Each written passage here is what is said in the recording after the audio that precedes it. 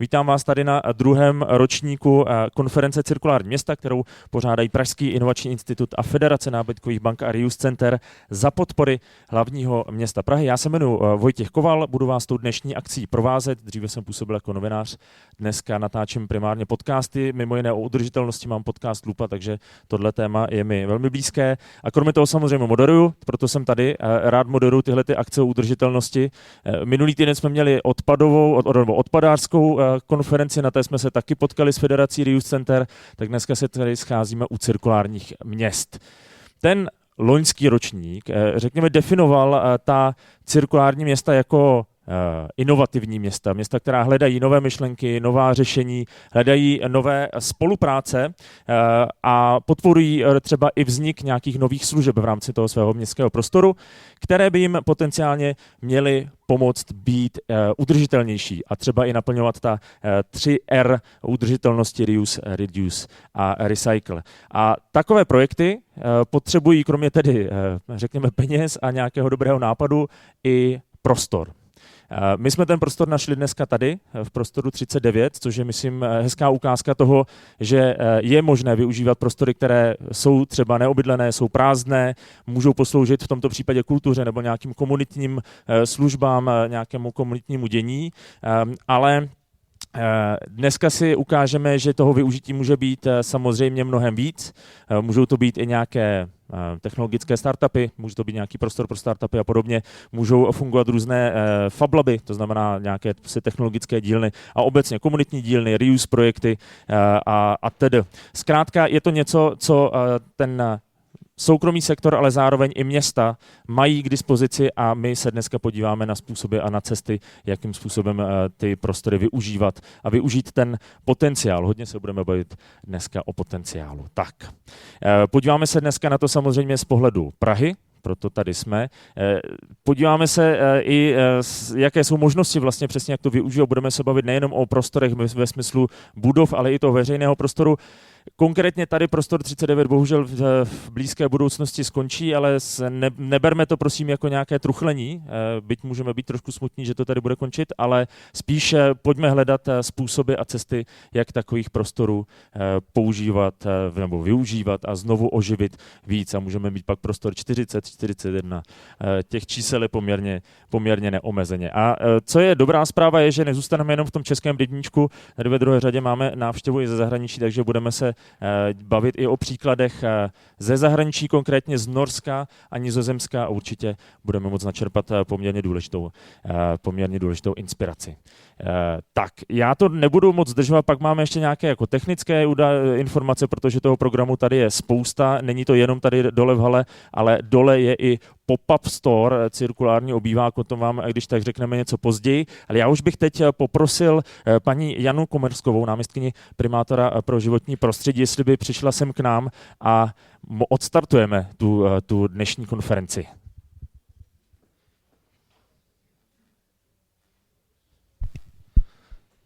Tak, pusťte nám paní Komerskovou na pódium. Potřebujeme speakery. Tak, dobrý den. Dobrý den. Já nevím, jestli jdu slyšet.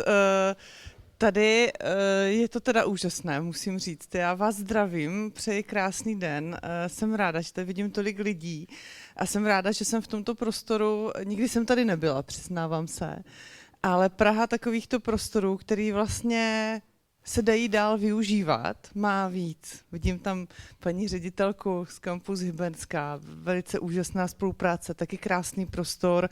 Minulý týden jsme se byli podívat zrovna s kolegy, kteří tady se mnou jsou, na prostor, který je v podstatě opuštěný a mohl by sloužit dalším věcem. Přemýšlíme o nějakém cirkulárním domu. Praha je v tomto, doufám, vyzývatelem. Přijala před pár lety strategický dokument Cirkulární Praha. Teď mi tady kolegyně Pavla Antonínová, která se cirkulární ekonomice věnuje v Praze, dala rychle vytištěný i tenhle akční plán, který je vlastně nástrojem k tomu, aby jsme mohli realizovat ty projekty, které vlastně jsou tady rozdělené podle určitých témat, jako je voda, a další vlastně možnosti. I to, že se nacházíme zrovna tady a že jste udělali tady tu konferenci, tak fakt má i to své kouzlo, ten svůj duch toho cirkulárního světa, toho vnímání. Bohužel ještě to není úplně vžité. Teď mi zrovna říkal kolega, že když jsem potkal jednu naši známou a říkala, že vůbec vlastně nerozumí, co cirkulární ekonomika je. Je to prostě ještě pořád v lidech takové trošku neznámo. Takže já doufám, že i tato konference pomůže k tomu, aby to známo trochu bylo.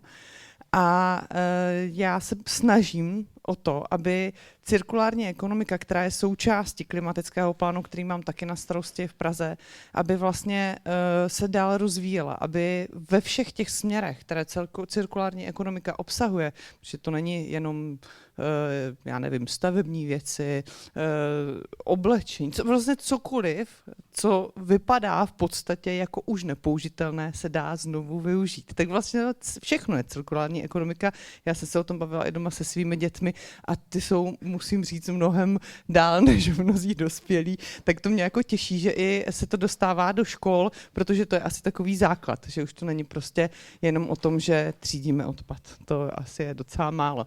Takže já vám moc přeji, aby se dnešní den vydařil, abyste se tady dozvěděli, seznámili napříč, sdíleli své zkušenosti, názory a děkuji i Pražskému inovačnímu institutu za uspořádání telekonference a já budu muset na tyhle věci vzít své kolegy z rady, protože máme občas takovou nemilou věc mezi politiky, že oni vlastně neví, o co jde. Neví, o co jde v Pražském inovačním institutu, kampusu Hybernská, kteří dělají úžasné věci. A potom se nám stává, že je takové napětí v rámci financování těchto pěkných aktivit. Takže já budu to šířit dál, věřte mi. A věřím taky, že toto není poslední akce. Já ještě když tady vidím Pražský inovační institut, včera bylo na ČT24 pěkný pořád s panem Moravcem a byl tam pan Lukačevič, úžasný člověk. S tím bych se velice ráda seznámila a věřím, že i v rámci změny klimatu, že by jsme mohli navázat nějakou spolupráci a na to, jak je to mladý člověk, tak jsem opravdu klobouk dolů. Máte tam úžasné lidi, i vy jste úžasná. Takže děkuju za možnost takhle vystoupit a pozdravit vás jménem celé Prahy. Vedení Prahy teda. Moc krát děkujeme. Paní Jana Komorsková, moc krát děkujeme, že jste dorazila. Udělala jste nebezpečnou věc a to, že jste slíbila, že se propojíte s někým, tak teď jste tady před svědky slíbila, že se něco bude dít, ale... Já jsem měla úžasnou řeč od svých kolegů, ale jak je mým dobrým zvykem, tak já si to jenom přečtu, něco ve mně to zanechá tady a pak každý říká, ale to jsme jí nenapsali. Takže tohle, co jsem říkala, mi opravdu nikdo nenapsal. Takže já věřím, že si to tady dneska užijete, asi o to jde prostě. Ještě jednou děkujeme, paní Jana Komorsková, za magistrát hlavního města Prahy. A teďka už byl tady s námi, a teď ho tady nevidím sice v dobu, ale někde tady bude připravený pan doktor Pavel Sitek, což je externí spolupracovník odboru nakládání s majetkem. Doufám, že to říkám správně, mě tyhle ty oficiální názvy moc nejdou, ale taky nám na úvod něco řekne, protože jestli jsem to správně pochopil, tak nás taky přijde trošku podpořit. Rozhodně, já velmi kvituju tuto aktivitu. Moje řeč asi nebude nějak moc vzletná, protože já jsem spíš dělníkem vidíte, ani to jenom vyslovit. Já si to radši přečtu, cirkularity. A to z toho důvodu, že jsem jako bývalý proděkan filozofické fakulty ještě se svým kolegou přišel na magistrát někdy před 7 lety s myšlenkou oživení brownfieldu a vlastně tak vznikl kampus Hybernská, kde tedy máme i ředitelku, která s náma byla od začátku. A do dneška jsem tam předsedou správní rady a považuji to za velký zázrak, že se vůbec něco podobného podařilo realizovat, protože pak jsem byl pomáhal jsem rozjíždět Centrum pro vodu, půdu, krajinu krajinu na Zemědělské univerzitě, která se také zabývá těmito tématy. A nakonec mě tedy draftoval magistrát, aby jsem pomáhal vlastně s oživováním různých prostor. A musím říct, že opravdu kampus je zázrak, protože těch projektů, které k nám jako na odbor s hospodařením s majetkem dopadlo, je celá řada, ale vždycky se to někde pokazí. My se snažíme vlastně naplňovat, oživovat, vdechovat starým věcem nové nápady a nové podoby, protože tak jsem původně vystudovaný historik, tak mám k tomu velmi blízko a snažím se nějakým způsobem s těmi starými věcmi pracovat, takže to není tak vzletné a v tom narrativu té cirkularity je to spíše opravdu nějakém zdravém lidském rozumu, tak jak k tomu tedy přistupuji. A ta praktická zkušenost, která tady je, tak na jedné straně opět opakuji zázrak jménem Campus Hybernská a pak celá řada projektů, které zmiňovala i tady paní náměstkyně, které v podstatě zůstávají pouze na papíře, protože se to vždycky někde zasekne. Ať už je to u politiků, ať už je to u práva, ať už je to u financí, vždycky se to na té trajektorii prostě někde zastaví a bohužel takovýchto prostor, jako je například tady prostor 39, tak oni často nějakým způsobem ožijí a pak zase chcípnou, když to řeknu jako takhle na rovinu.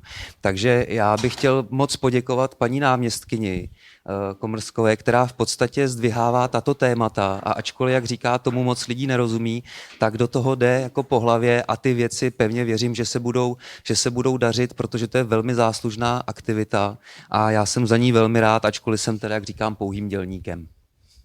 Moc krát děkujeme. Jednička draftu v pražského magistrátu v nakládání s budovami, pan doktor Pavel Sitek.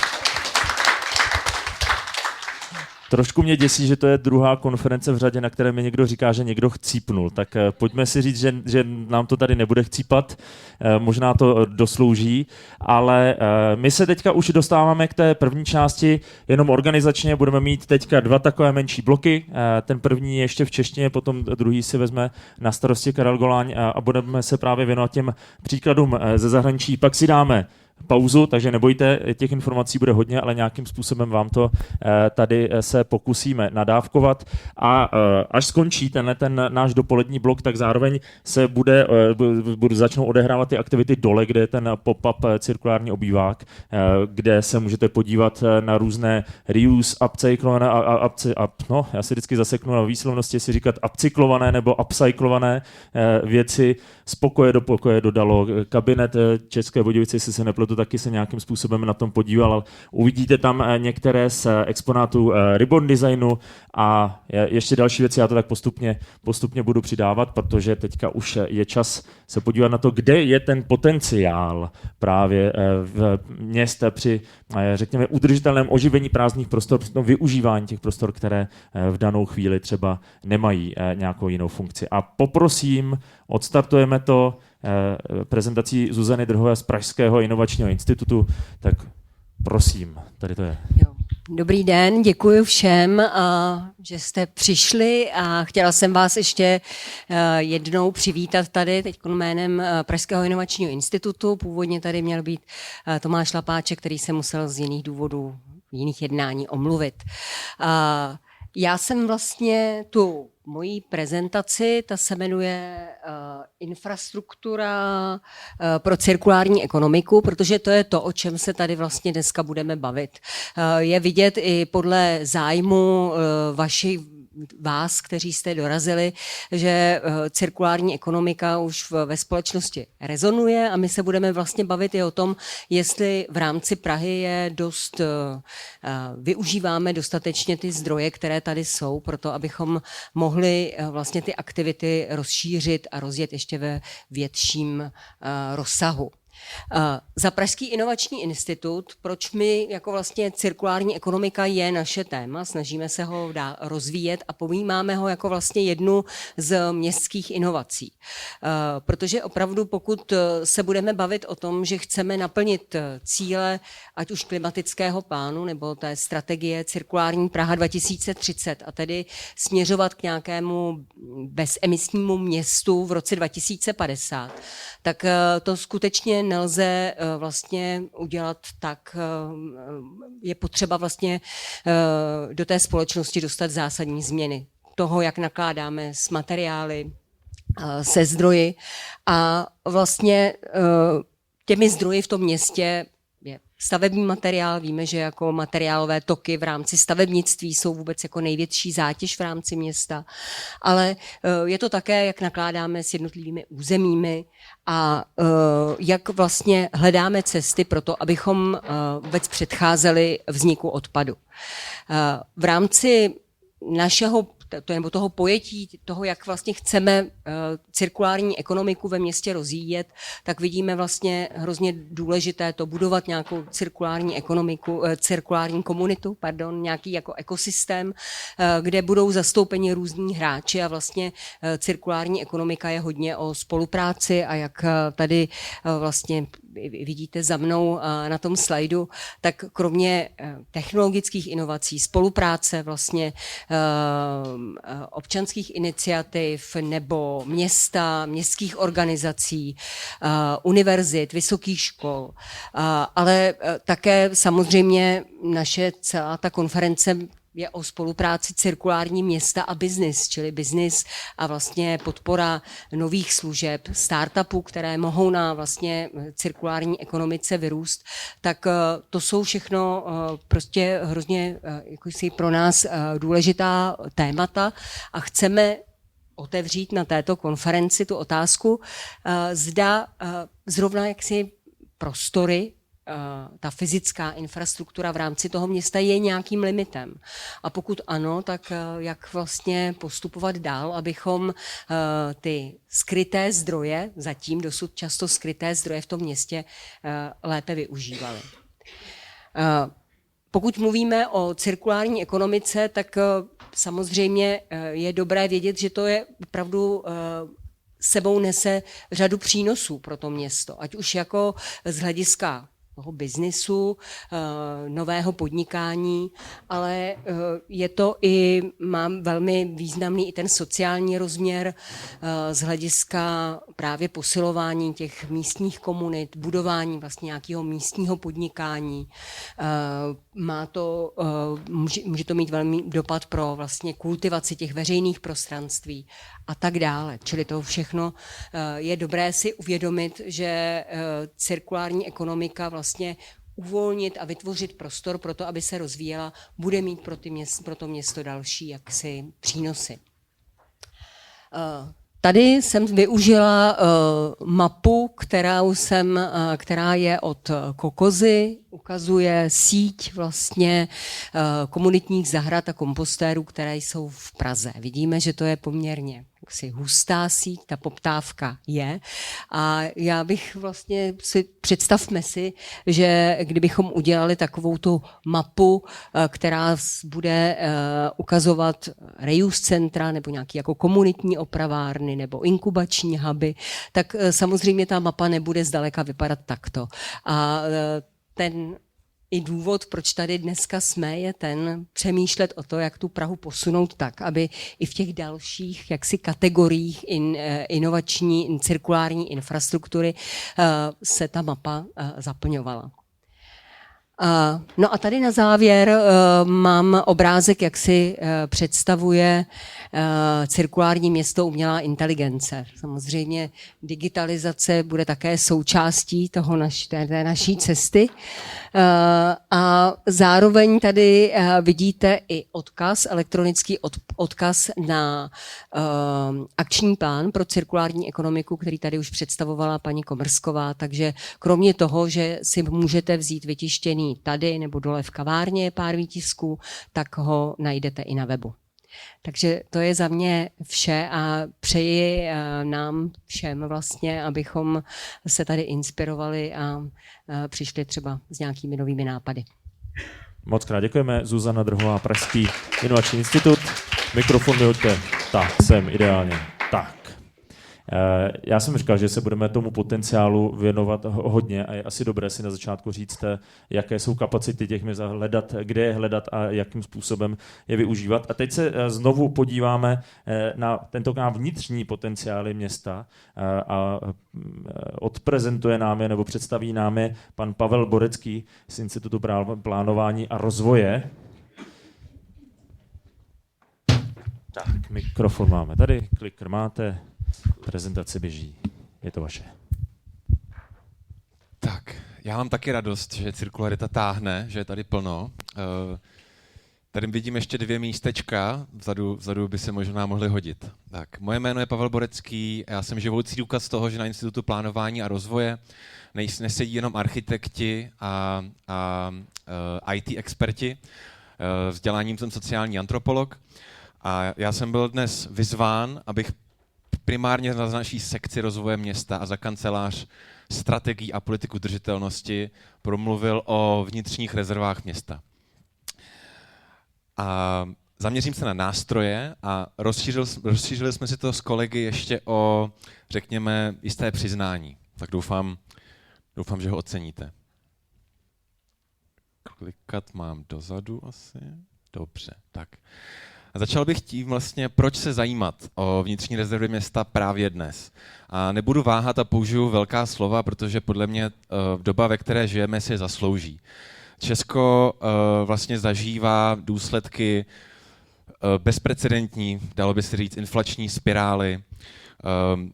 Procházíme si obdobím, kde se snažíme integrovat podle oficiálních čísel až 460 000 uprchlíků z války o Ukrajinu, nejenom samozřejmě v Praze, na území celé České republiky. Zároveň je to období, ve kterém nás naši přátelé, společně s nimi jsme se dohodli, že se pokusíme o určitou trojitou tranzici ve vztahu k sociálním otázkám, k environmentálním otázkám a ke způsobu a principům, jakým funguje naše ekonomika.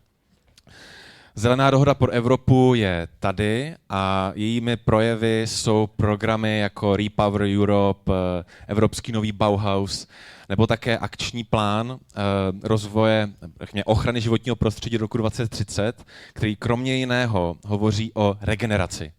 Regenerace je leitmotivem všech těchto iniciativ. A já bych byl rád, aby pokud by to mělo být jedno slovíčko, který si odneseme z mé prezentace, tak to bude regenerace ve vztahu k prázdným budovám a využitým prostorům. Já když jsem vznesl svým kolegům, jelikož tedy nejsem ten architekt, který umí tyto krásné věci, kolegům z metropolitního plánu, tady ten dotaz, kde je potenciál těch pro krátkodobé využití, jak území, tak budov, tak mě přišli vlastně s touto mapkou. Vy na ní asi moc nevidíte, ale já věřím, že se vám dostane potom do rukou, že si budete doma moc v klidu proklikat metropolitním plánem, ale vězte, že v ní vidíte takzvané transformační a rozvojové plochy. To jsou ty všechny barevné, ano, pro rekreační a přírodní využití. Jo? Ty červené jsou transformační plochy nestavební a byly vlastně vybrány, protože jsou to prostory, do kterých se v budoucnu můžeme vlastně snažit umístit nové typy aktivit. Transformační území znamená, že bude měnit svoji funkci, že má smysl přicházet s nápady, argumentovat a vyjednávat s vlastníky těchto území, který můžou být soukromí, nebo může to být i město. Zároveň ty zelené plochy jsou nezastavitelná přírodní území, kde je samozřejmě potenciál třeba pro rozvoj lokálního zemědělství a i toto jsou místa, na které bychom se mohli zaměřovat a diskutovat o nich. Takže první nástroj, ke kterému bych vás vedl, je metropolitní plán. Doufáme, že to s ním dobře dopadne, že ho už brzy schválíme a budeme se podle něj moci orientovat. Jedním ze základních principů je dostředivost. Metropolitní plán se bude snažit koncentrovat energii více do města, zastavit rozrůstání krajiny, což samozřejmě souvisí i s tím tématem dnes. Prázdné budovy. Zásadně by se ho to mělo týkat. Ale je tady malé ale a já se k němu dostanu. Když půjdeme dál, měřítko ještě trošku ponížíme, tak těm nástrojům bych určitě doporučil podívat se na geoportál. Není možná bez zajímavosti, že Institut plánování a rozvoje vyhrává mezinárodní ceny za své práci s daty, takže našim datům můžete věřit. Tímto zdravím kolegy z institutu, kteří se věnují datům, je to úžasná práce. Zde se díváte na 3D model Prahy. Vlevo nahoře vlastně vidíte filtr, který vám nabízí infrastrukturu, nabízí vám nabízí vám zeleň a je to takový komplexní obrázek na město. Když si ale s těmi filtry pohrajete, tak dostanete funkční využití, to je to vpravo nahoře, a tam se ty barvičky změní, můžete samozřejmě prolítat nad tím městem a zkusit se v něm orientovat, kde jsou jaké potenciály a rezervy. Zároveň můžete kliknout dál a otevře se vám vlastnictví. Kdo vlastní jaké konkrétní budovy. To také nemusí být bez zajímavosti ve vašem pátrání. Když ale půjdete ještě dál, což je ten obrázek, nebo ten výřez, řekněme vpravo dole, tak uvidíte budovy ve vlastnictví veřejné správy. To nemusí být opět nezajímavé, ale vězte, že tady vidíte i složky státu, takže nejde jenom o Prahu. Pokud bychom se ale zajímali o Prahu a šli dál, kombinovali vlastně tyhle nástroje s tímhletím dalším, tak vás chci vést ke třetímu nástroji, což je majetkoprávních vztahů Prahy. Relativně nový nástroj, nový doplněk našeho geoportálu, kde krásně uvidíte budovy v majetku hlavního města Prahy a pozemky v majetku hlavního města Prahy. Co tam ovšem není, jsou prázdné objekty. Tahle ta funkcionalita chybí a to je jeden z otazníků, jedna možná z výzev do budoucna. Když ještě zůstanu u konkrétních příkladů, ke kterým institut přispěl, tak jsou to první 3 obrázky nahoře. Možná někteří z vás poznáváte vozovna Orionka. Institut vytvořil studii pro dočasného využití na dalších 10 let, kdy městská část má zájem vozovnu oživit. My jsme přispěli tímto způsobem. Uprostřed vidíte nákladové nádraží Žižkov. V tuto chvíli existuje urbanistická studie z prvky regulačního plánu, podle které se budeme orientovat v transformaci celého rozsáhlého území. Už v tuto chvíli koordinuje institut pracovní skupinu všech zájmových stran, kde se setkávají jak památkáři, tak developeři, kteří to území, nejenom tyto budovy, které tady vidíte, budou rozvíjet. Možná opět není bez zajímavosti, že nákladové nádraží jako takové, ty budovy jsou kulturní památkou. Město usiluje o jejich vlastnictví. Doufáme, že to dobře dopadne. Mohl by to být další prostor, se kterým bude možné si hrát i ve vztahu k rozvoji cirkulární ekonomiky. A vpravo, a tím zakončím ten horní slide, nebo tu horní lištu, určitě rozpoznáváte kasárny Karlín. V tuto chvíli kasárny Karlín jsou ve vlastnictví města. Institut plánování a rozvoje přispěl na úrovních analýzy využití, hmotové studie a v tuto chvíli pracuje Pražská developerská společnost na nové analýze využitelnosti, takže se můžete těšit na nový život, který bude pokračovat v tom krátkodobém dočasném využití, který tam přináší kultura dnes. Dole oproti tomu vidíte objekty, které zjeli prázdnotou a zejí prázdnotou dodnes. Uprostřed pro příklad je to palác u Stýblů. Václavské náměstí 20 let prázdný. Musí to tak být? Vpravo vidíte Vymrův palác, ulice Rytířská, taky ho nepotkal úplně šťastný osud. Jestli se nepletu, tak zůstává prázdný. A vlevo, tady se možná blízká na lepší časy, to je ulice Legerova, bývalé sanatorium, poté v majetku státu, prázdné a v posledním době, nebo v posledních letech, myslím, že změnilo majitele, má nyní soukromého majitele, takže uvidíme, co se s ním bude dít dál. Pointa je, proč o tom mluvím. Na tyto 3 objekty dole má město, já jsem tady za veřejnou instituci, která řeší územní rozvoj, má přece jenom trošku špatné páky, má nefunkční páky v tuto chvíli. Nemáme úplně netaháme za ten delší konec provázu. Opět otazník. Je možné s tím něco dělat? A to je ten moment, kdy bych chtěl být upřímný, protože ten moment, ta situace geopolitická, společenská, politická si to žádá. Naším mankem je 390 prázdných domů, o kterým nás informuje jiný nástroj, který je ale výsledkem iniciativy nadšených lidí, prázdné domy.cz.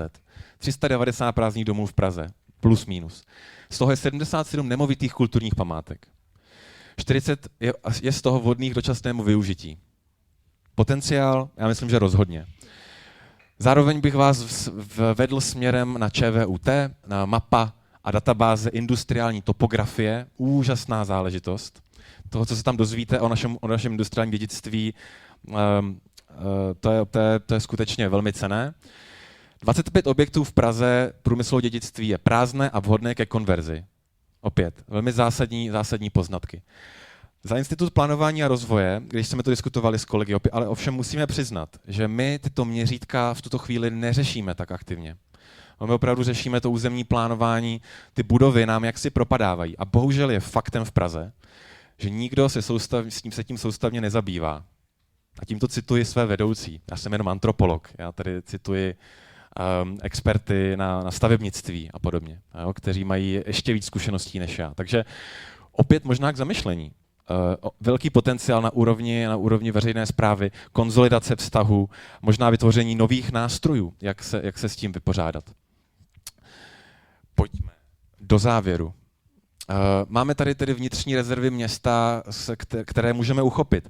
I prostřednictvím té vizionářské strategie, která je schválená cirkulární Praha 2030. Můžou tyto výzvy být voláním po novém projektu. Po projektu, na kterém by spolupracovaly městské organizace ve spolupráci s neziskovou sférou, se soukromou sférou. Je to třeba potenciál pro vznik agentury, která třeba po vzoru Plan Urbain, o kterém možná bude mluvit kolega Honza Trejbal taky ve své prezentaci, pomůže vlastně propojovat majitele a správce s uživateli a lidmi s nápady. Já věřím, že by se to mohlo stát. My už na tom totiž pracujeme. Tím rámcem je pro nás nový evropský Bauhaus. Nemám moc času jít do detailu, ale určitě velmi doporučuji se s tím seznámit, kam nás vede nový evropský Bauhaus.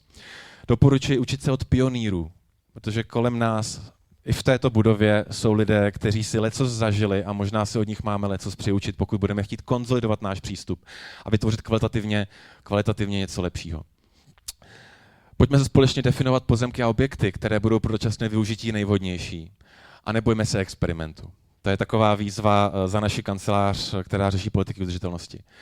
A pojďme se pokusit budovat, a opět klíčové slovo, zmocňující sociální infrastrukturu. V jakém smyslu zmocňující? Ve smyslu, že vytvoříme prostor pro aktéry, kteří nám pomohou tu takzvanou trojí tranzici realizovat. Město, veřejná správa na to nebude stačit sama. Potřebujeme vás, potřebujeme všechny. A pojďme se společně snažit o takzvaný regenerativní růst. Uvidíme, jestli se to povede. Děkuji za pozornost, pravděpodobně jsem byl delší, než jsem měl být, to už je takový můj problém. Ale jsem tady, kontakt na mě je zde, neváhejte mě oslovit, pokud budete mít otázky nebo komentáře. Těším se na spolupráci. Pavel Borecký, děkujeme. Jenom jsem chtěl říct, že ten problém s časem je vždycky problém toho dalšího prezentujícího, takže úplně v pohodě. Teď to bude trošku masovka tady, protože budeme mít tady takový trojboj. Já to mám pečlivě popsané v poznámkách. Nicméně, to, kam míříme, je něco, čemu říkáme temporary use, dočasné využití, řekněme. Hodně se tady bavíme o využití těch prostorů, jsme v krásném prostoru, který taky má to dočasné využití, ale tady následující prezentace bude přesně o tom, že to dočasné využití nemusí být jenom ten prostor, myšleno vnitřní prostor, ale že to může být i ten městský prostor. A já jsem si musel nachystat tahák, protože tohle bych z hlavy nedal. Jsou tady s námi pan Jan Trejbal, paní Zuzana Stejskalová a paní Jitka Tomsová a je to tým transdisciplinárních odborníků ze studia Public Space Lab. Je to vaše mikrofony, máte tamhle klikr taky. Pojďme do toho. Tak, slyšíme se? Neslyšíte? To je zvláštní. Tenhle funguje. Teď se slyšíme? Slyšíme se? Málo mluvíte. Málo mluvím. Málo dobře, mluvíte. Dobře. Možná dáme vás, jenom taková technická poznámka, my to natáčíme celé, takže možná nebudete vidět v té prezentaci, ale tak když aspoň tak, vás uslyšíme. Slyšíme se teďka? Slyšíme, bezva. Tak, co se děje? Jo, dobře. Tak, dobré dopoledne a my bychom velice rádi přispěli do diskuze. Můžeme klidně jít hned dál. Tak, případně CTRL. Jestli... Ne? Dobře, tak budeme se na to dívat takto. To znamená, my vlastně jsme z transdisciplinární skupiny Public Space Lab s tím, že vlastně tam dole na tom slajdu je napsáno, že dočasnost je běžná ve skutečnosti. Mezi lety 2002 až do... výborně. Děkuju. Tak vlastně dočasnost je běžná mezi lety 2002 nebo od roku 2002 vzniká nejenom velké množství vlastně literatury o dočasných stavbách a dočasných obývání dočasných prostorů, především vlastně v západní Evropě, ale co je asi pro nás možná nejdůležitější, že vzniká právě i, jak je vidět vpravo na studii Caravanserai z Londýna, tak právě vzniká velmi intenzivně i jakási evaluace nebo reflexe vlastně těchto dočasných zásahů. Tak, jak například zpracovala Coda Architects v roce 2015. Můžeme dál? Co se týče toho samotného temporary use, tak vlastně nejenom Stevens s Downem v roce 2019 píší o tom, že to samotné temporary use, tak jak je to vlastně správně v té literatuře zahraniční nazýváno, tak se týká zvýšení městské intenzity, rezilience neboli odolnosti vlastně toho města, samozřejmě inkluzivity a komunitnosti jako takové, inovativnosti, z hlediska toho, že může skrze vstupní náklady, které doposavad nebyly možné, tak ty dočasné intervence to mohou umožnit, mohou to nastartovat, celý ten vývoj, ale stejně tak to má i poměrně velký vliv na jako identitu místa, city mark, landmark a tak dále. Já vás poprosím zrovna teď o další. Toto je příklad běžný ve spolupráci dokonce s firmou Nike z Proluky v Paříži, kdy vlastně v roce 2009 to byl celkem nevzhledný plácek na basketbal a vlastně ten prostor se začal kurátorovat. Je to i otázka toho, čemu se také budeme věnovat dneska v tom krátkém příspěvku, a to je určitý design nebo určité intervence umělecké vlastně ve veřejném prostoru, že i basketbalové hřiště může nakonec vypadat takhle, když se kurátoruje. Můžeme dál? Jo. Teďka bych vlastně rád předal slovo Zuzaně. Slyšíme se? Dobrý. Dobrý den. Já bych teda ještě si dovolila představit tu naši platformu. My si říkáme Public Space Lab, neboli laboratoř veřejného prostoru. A ta iniciativa vlastně vznikla na popud New European Bauhaus, toho tématu, které k nám přichází už po nějakou dobu, a my jsme hledali vlastně odpověď na ten vývoj rychlý, socioekonomický a na ty výzvy té současnosti, jako je právě reuse a udržitelnost. A přišli jsme právě s touto ideou založit tuto laboratoř otevřenou pro odborníky z oborů počínaje architekturou, územní plánování, a přizýváme i kurátory veřejného prostoru a mnohé další, a snažíme se na té platformě naší tyto témata nějakým způsobem reflektovat. Pomáháme si tímto časopisem, neboli reví Situace, který jsme vydali v letošním roce jako první číslo, takový iniciační pilotní díl, který se věnuje primárně tedy performativním průzkumům území, což může být také jeden z jakoby nehmotných a dočasných přístupů k území, a který nám poskytuje důležitá data. Zaměřili jsme se v něm na Mariánské Lázně jako case study, s kterým jako dlouhodobě spolupracujeme jako městem a hledáme tam další propojení, a chtěli bychom i do budoucna tam rozvíjet na tom měřítku toho menšího města jakousi případovou studii a k aplikaci těchto dočasných metod, které právě s kolegy v rámci laboratoře konzultujeme. praxí, kterou máme již za sebou, tedy je také projekt Cirkulum a Triangulum, který proběhl v letech 21-22 pod vlastně galerií Galerii hlavního města Prahy, která disponovala zajímavým budgetem pro umění ve veřejném prostoru a my jsme si právě díky jim a Open Callu, který jsme získali, vyzkoušeli skrze umělecké přístupy, skrze umělecký výzkum, vytvořit na periferii Prahy laboratoře, takové umělecké laboratoře, které zkoumaly právě různá periferní území Prahy a skrze umělecké intervence řešily právě některé z těch výzev. Jak jsem již říkala, posouváme se do regionu, máme odborníky na brownfieldy, s kterými řešíme například velký významný brownfield v centru města Mariánských Lázní, které právě ještě ve spolupráci s Platé Urbán, jak zmínil kolega Pavel, právě připravujeme workshop. Tamhle ten malý člověk vpravo, to je Tomas Bodár, právě z Platé Urbán, kterého jsme začali tady zatěžovat právě českými nebo přímo sudeckými brownfieldy. A tady vlastně na tom předposledním slajdu zase navážu na kolegu Pavla Boreckého, kde se tady snažím vlevo velmi intenzivně vysvětlit studentům UMPRům, jakým způsobem mohou ty vlastně metody, ty zvláštní, možná často netypické dočasné metody, jako třeba je vpravo obrázek z pražské generálky, aplikovat například na nákladovém nádraží Žižkov, kde v současné době právě probíhá vlastně pilotní projekt spolupráce mezi Prahou 3 a Vysokou školou umělecko-průmyslovou, kde v současné době já vedu vlastně určitý výzkumný program na právě téma temporary use a dočasnosti využití.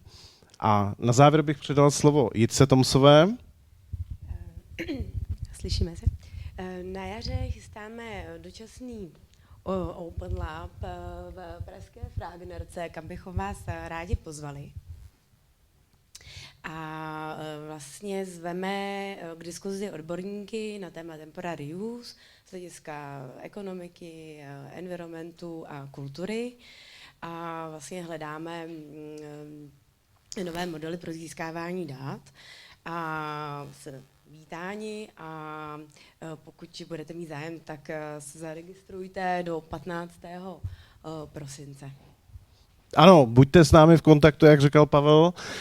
To znamená, je tam určitá omezená kapacita, pokud byste chtěli, tak vlastně podle našich jmen, kdo je vám sympatický, Zuzana, Jitka, Jan, tak vlastně začala rezervace právě pro tuto laboratoř právě dočasného temporálního přístupu k veřejnému prostoru a budu vám od 1. listopadu a končíme vlastně 15.12. s tím, že celá ta akce v galerii Jaroslava Frágnera začne na brzkém jaru. To je všechno. Děkuji. Tak, moc krát děkujeme, zvládli jsme to i po té technické stránce, za to děkuju. Časově jste naprosto ukázní, takže je vidět, že když to necháte na toho dalšího, tak on si s tím prostě poradí. Tak, a teď nastává poslední část toho prvního bloku, protože, jak už to tady opakujeme po několikáté dokola, jsme v prostoru 39 a teď na to naše hostovství tady navážeme, konkrétně zase takovým dvojbojem, protože už se tam chystá Zuzka Kuberová za Federaci nábytkových bank a reuse center a teď to doufám, že se to nepopletu, protože tyhle ty jména mě vždycky pletou Pavel, Matěj za prostor 39, ale pochopil jsem, že budete se Zuzkou. Dorazí později. Tak dobře, vydrž, já tě dám mikrofon. Tak se prostřídají.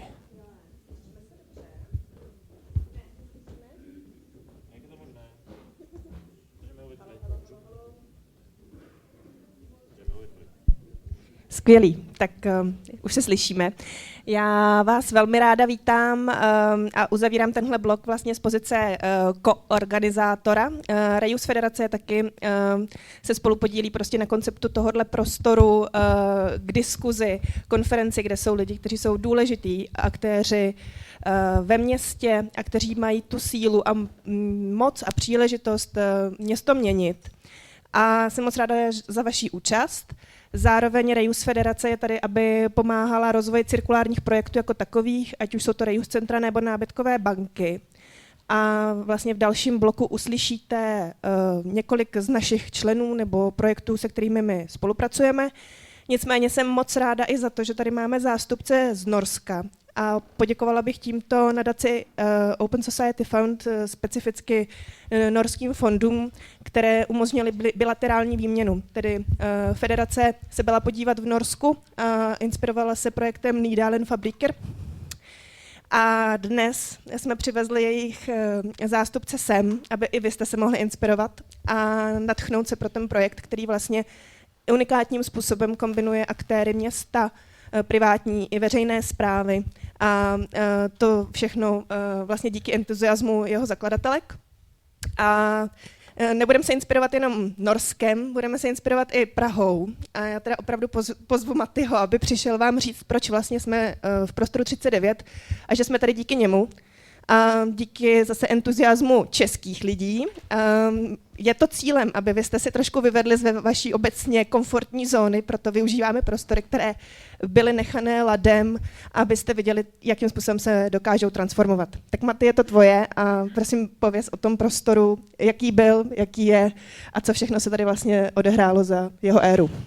Tak já vás tady vítám v prostoru 39, který vznikl zhruba před 6 lety. Jsem moc rád, že tahle konference se uskutečňuje tady, protože mi to dává nějakou vnitřní naději, že se třeba budeme posouvat někam dál a rozvíjet to město nějakým správným směrem. A řeknu vám nějakou trošku historii. Tenhle dům původně byl nějakou tiskárnou, fabrikou na papír, pak byl dlouho používaný jako sklady a pak byl 27 let prázdný. Poté jsme přišli my a teď tady vlastně jsme 6. rokem a už budeme nějakým způsobem končit, ale na 6 let jsme vdechli nějaký prostě život tomuhle místu. Ten začátek byl poněkud neúplně plánovaný. Původně to bylo pár lidí, kteří chtěli svůj vlastní prostor o 100 metrech čtverečních, dneska máme 13 metrů čtverečních. Já to projdu nějak v rychlosti, jenom co tady spíš jakoby děláme. A začalo to jedním studiem pro umělce a teď jich máme 12, máme 2 fotografické studia, 2 sály, pohybový studio, kavárnu, tiskařskou dílnu, obchůdek s recyklovými nebo lokálními produkty. Kavárnu jsem myslím říkal. Máme nějaký cowork, máme nějaký zázemí, máme hodně multifunkčních prostorů. Prostě. No a to všechno vzniklo vlastně v průběhu času, že jo? Ono to bylo vlastně v jakém stavu, když vy jste se sem dostali? No, jak jsem říkal, byl to 27 let prázdný, vlastně veškerý prostor, který tady bylo to vlastně jakoby open space, všechny věci, které tady vidíte, jsme dělali my pomocí recyklace nějakých materiálů, ať už z výstavnictví nebo z jiných odvětví. Vystřídali se tady spoustu skupin lidí, kteří na tom pracovali a dělali na tom vlastně jako dobrovolně zadarmo. Myslím si, že kromě toho, že se vám podařilo rozžít ten prostor a opravit ho vlastně z vybydleného domu, se stal docela jakoby skvělý prostor pro plno aktivit vlastně z nějaký kreativní sféry. A nejen to, protože vy jste tady hostovali konference i docela jakoby známých firem, jestli se dobře vzpomínám. Tak co se vám ještě podařilo, bylo stmelit jako docela zajímavou komunitu. Jak tohle fungovalo? Já si myslím, že ona se to hodně připisuje nám, že ta komunita, jakoby, že jsme jí pomohli stmelit, ale ona vlastně se sama jakoby nabalovala na ten projekt. Jak říkám, spousta těch věcí, které tady děláme, neděláme přímo my, jako prostor 39, ale vlastně dáváme prostor, stejně jako se dalo prostor dneska této konferenci, tak dalším subjektům, které přicházejí se zajímavými tématy a můžou je vlastně u nás rozvíjet, protože jsou supportovaný prostě, ať už je to nižším nájemem nebo žádným nájemem nebo něčím, jak je můžeme podpořit. A díky tomu vlastně jakou otevřenost nabízíme, tak to doopravdy přináší projekty, které jsou zajímavé a ta komunita se tady s tím tím pádem směluje. No. A můžeš někoho zmínit? Napadne tě někdo, kdo je prostě tady jakoby u vás rezidentem v podstatě, nebo se kterým rádi spolupracujete? Tak vlastně určitě můžu zmínit třeba jako doma, kteří se zajímají o bezdomovectví, život na ulici, pomáháním návratu, tak to je určitě jedna organizace, určitě za těch 6 let toho tady proběhlo hodně, Lékaři bez hranic.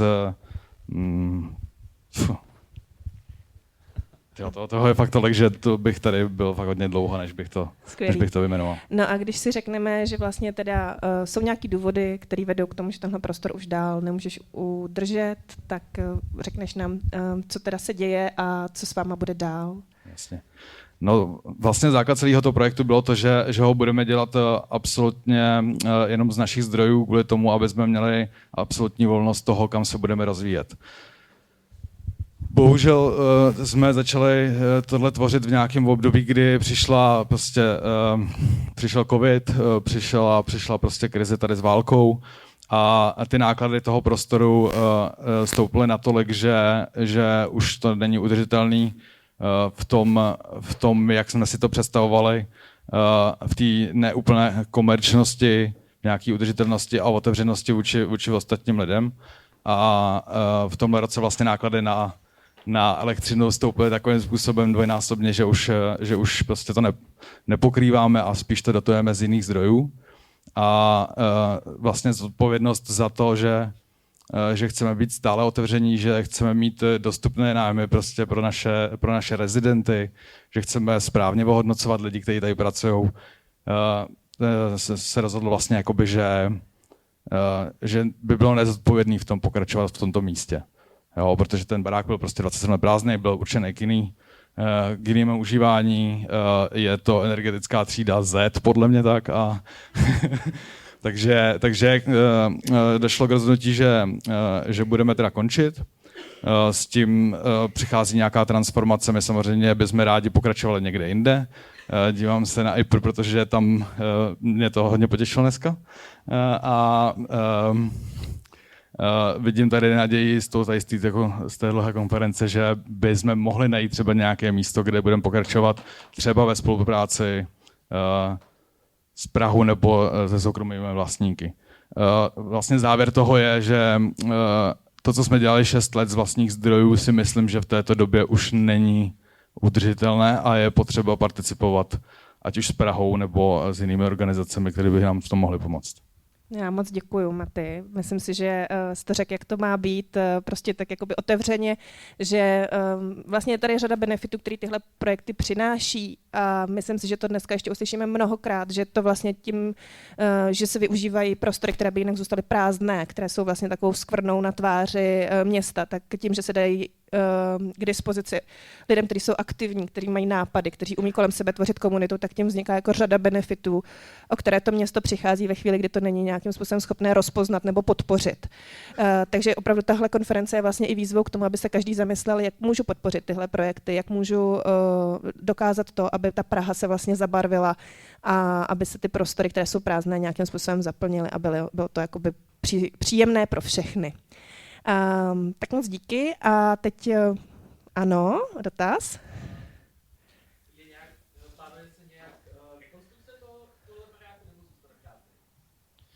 Ten dům je v soukromém vlastnictví a těch plánů, co s tím bude, bylo za tu dobu dlouho, jakoby hodně. Původně jsme ho měli na dva roky, stali se z toho 6, dům půjde k prodeji a uvidí se, co se s tím udělá ten druhý vlastník. No.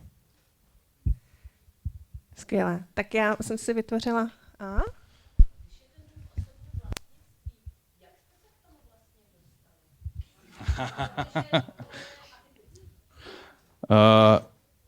Velkým pomocníkem jsou tomu prázdné domy. Ve prázdné domy, kde i my teď hledáme prostě další možnosti, kam se rozvinout. Ale pro nás tento dům vlastně to bylo tak, že před 3 roky, před naším otevřením, zde byly festival otevřených prázdných domů, což je taková skvotovací akce, kdy se po celém městě oskotuje na jeden den domy, které jsou prázdné. A my jsme tady byli, aby jsme se na ně podívali. Skvělý. Tak máme ještě někoho, kdo by se chtěl zeptat tady Matyho? Tak tím pádem už jsme si vytvořili prostor, takovou teoretickou základnu pro to, aby jsme se teď vrhli do praxe. A praxí číslo 1 je Holandsko a následně i Norsko. Tahle část bude v angličtině. Je tady někdo, kdo vysloveně má problém a neporozumí angličtině? Tak, paní 1. Myslím si, že prostě pro někoho, pokud to, tak prostě to můžete třeba využít kavárnu po tu dobu, pokud by to pro vás bylo problematické, nicméně bude i prezentace. Tak moc děkujem a užijte si zbytek konference. Díky. Moc krát děkujeme a samozřejmě děkujeme Matymu za to, že tady dneska můžeme být. Tak, něco tady už zaznělo, vy jste nás trošku předběhli i s těma dotazama, trošku jsme počítali, že budou až v těch dalších částech, ale to nevadí. Zodpověděli jsme je. Jak už Zuzka říkala, teď následuje, řekněme, zahraniční část toho programu. Bude to tedy v angličtině, s tou angličtinou se zkusíme nějak poprat, když tak můžeme pak si popovídat o tom v kavárně, co tady zaznělo. Takže teď to bude v angličtině a je tady možnost pokládat ty dotazy. To znamená, máme slajdo, mělo by být, hashtag cirkulární města, takže pokud byste chtěli pokládat dotazy, můžete je psát už v průběhu těch, řekněme, proslovů nebo těch prezentací. Zároveň je tady možnost i potom po tom bloku si dát nějaké dotazy. Máme tady ty mikrofony, tak možná jenom vzhledem k tomu, že to natáčíme a celé to potom bude na YouTube, tak by bylo fajn, kdybychom měli i ty dotazy zachycené na mikrofony. Nicméně, ano, tak, promiň. Jo, ano, dotazy můžou být i v češtině, i v angličtině, s tím si už nějakým způsobem vypořádáme, ale nebudu se s tím vypořádávat já, ale bude to Karel Golaň z architektonického studia Kreatura, který si odmoduluje tento zahraniční blok. Karle, pojď možná sem. Bude tady teďka, pojďte potlesk, podpořte ho trošku. Pojď, zkusíme 2, jestli funguje. Já doufám, že se slyšíme. Máš to zapnutý? Krom toho, že máme iniciativní hosty, který vypínají mikrofony, ale to nevadí, jste hodný, aspoň to nevazbí potom. 1, 2, 3, jo. Tak, Karel se ujme toho panelu. My teď máme připravený video rozhovor vlastně za chviličku. Tak Karel, jestli chceš říct něco na začátek, nebo jestli se rovnou pustíme do callu, to už nechám na tobě moderátorské, já jsem ti k ruce případně. Děkuji. Let's check the connection first, right? Sabine, do you hear us? Yeah, I do. That's amazing. We're worried about this and we are working. That's great. I would like to introduce you first and then we can go into your presentation. And where is the camera that is taking you? That is taking me? I don't know. Oh, I should be looking there. Okay. I would like to introduce Sabine, who is a business entrepreneur, a social anthropologist. And the reason why is she here is because she is one of the founders of Blue City Rotterdam, which is a very enthusiastic and large-scale project in almost of the center of Rotterdam, which has been inspiration to circular economy business models, circular cities for a long time. And we have the great opportunity that she is joining us virtually directly from the Blue City, right? Yeah. That's amazing. So let's dive in. If you have any questions, please post them into Slido. We'll be going through them later on. Or if you want to ask directly, you can go just here in this auditorium. You can ask both Czech or English. I'll translate it, all of it. So enjoy the presentation. Thank you. Well, nice to meet you all. It's a bit hard that I can't see you guys, but let me check. So my name is Sabine Biesheuvel. I'm from origin an anthropologist, but I'm also the co-founder and director of Blue City. And aside from it, I also have a couple of extra roles. I'm one of the strategic advisors for the Eldermen, the political committee about circular economy in the city. I also chair of the sustainability of MKB Rijnmond, which is a cooperation of SMEs, so the local SME network in the city. founder of Fuck Up Nights because I'm a big fan of innovation and failures. And also, I live here. I'm also a mother of a little son. So that's it. A bit about Blue City. We started about 8 years ago, almost 9. We're now hosting over 50 entrepreneurs in the building, running a lot of events and tours in the building itself, and do a lot of design tracks and programs. I'll go into it a bit earlier. But Blue City was basically born out of a frustration 8 years ago because all we thought the circular economy was about was a lot of reports. So a lot of strategic consultants writing reports on what we should do with our resources, and a lot of plans and a lot of roadmaps and a lot of analysis on waste flows in the city, but nothing was being done. And Blue City was founded by a collective of entrepreneurs and one impact investor. And we thought, like, if we really need to transition to the circular economy, our national goals is to have our primary resource use within 7 years. As an economy, as the Dutch economy, we need positive alternatives, and positive alternative means a lot of entrepreneurs scaling their business. So for us, the next step, which made no sense, but we thought it was necessary, is with help of an impact investor and 6 entrepreneurs, and myself included, we bought an abandoned swimming pool, which is in the heart of the city. So it's really on the riverbanks of the Meuse and the big river in the city. And it's a very big building. And it used to be a subtropical swimming paradise that stood abandoned. And actually, it was meant to be replaced for big towers for housing. But we managed to buy it for 1.7 million. And we thought that it was an icon of an old economy, a building that was used for different kind of activities and now needed like a new purpose. And for us, it's like a big greenhouse with a lot of opportunities. And we also bought it because it was a very atypical place for the circular economy. But because it's in the heart of the city, we thought this discussion about how we deal with waste as consumers, but also as SMEs and as companies, we need to have that discussion in the heart of the city, not in the harbor somewhere. And this is one of the reasons why we bought such an iconic building. Well, why Blue City and why blue? It's a referral to a book called The Blue Economy, which basically says, and this is the philosophy behind the company, is we believe in an economic system that looks at nature as its primary source and one of inspiration. And there's a couple of principles. I'll go into the philosophy and give it some examples later on. But it's very important for us that the circular economy is not recycling. So it's not just closing the loops. It's about value creation, and there's also a very big social aspect to this. So this is why we said it's more, and this is what. So it's not linear. It's not just closing loops. It's about multiple value creations, and also for not just one company but for multiple. And if you really dive into circular business models, you'll see that it has a lot to do with collectives, with value chains, with collaboration, which kind of benefits multiple parties and not just one company.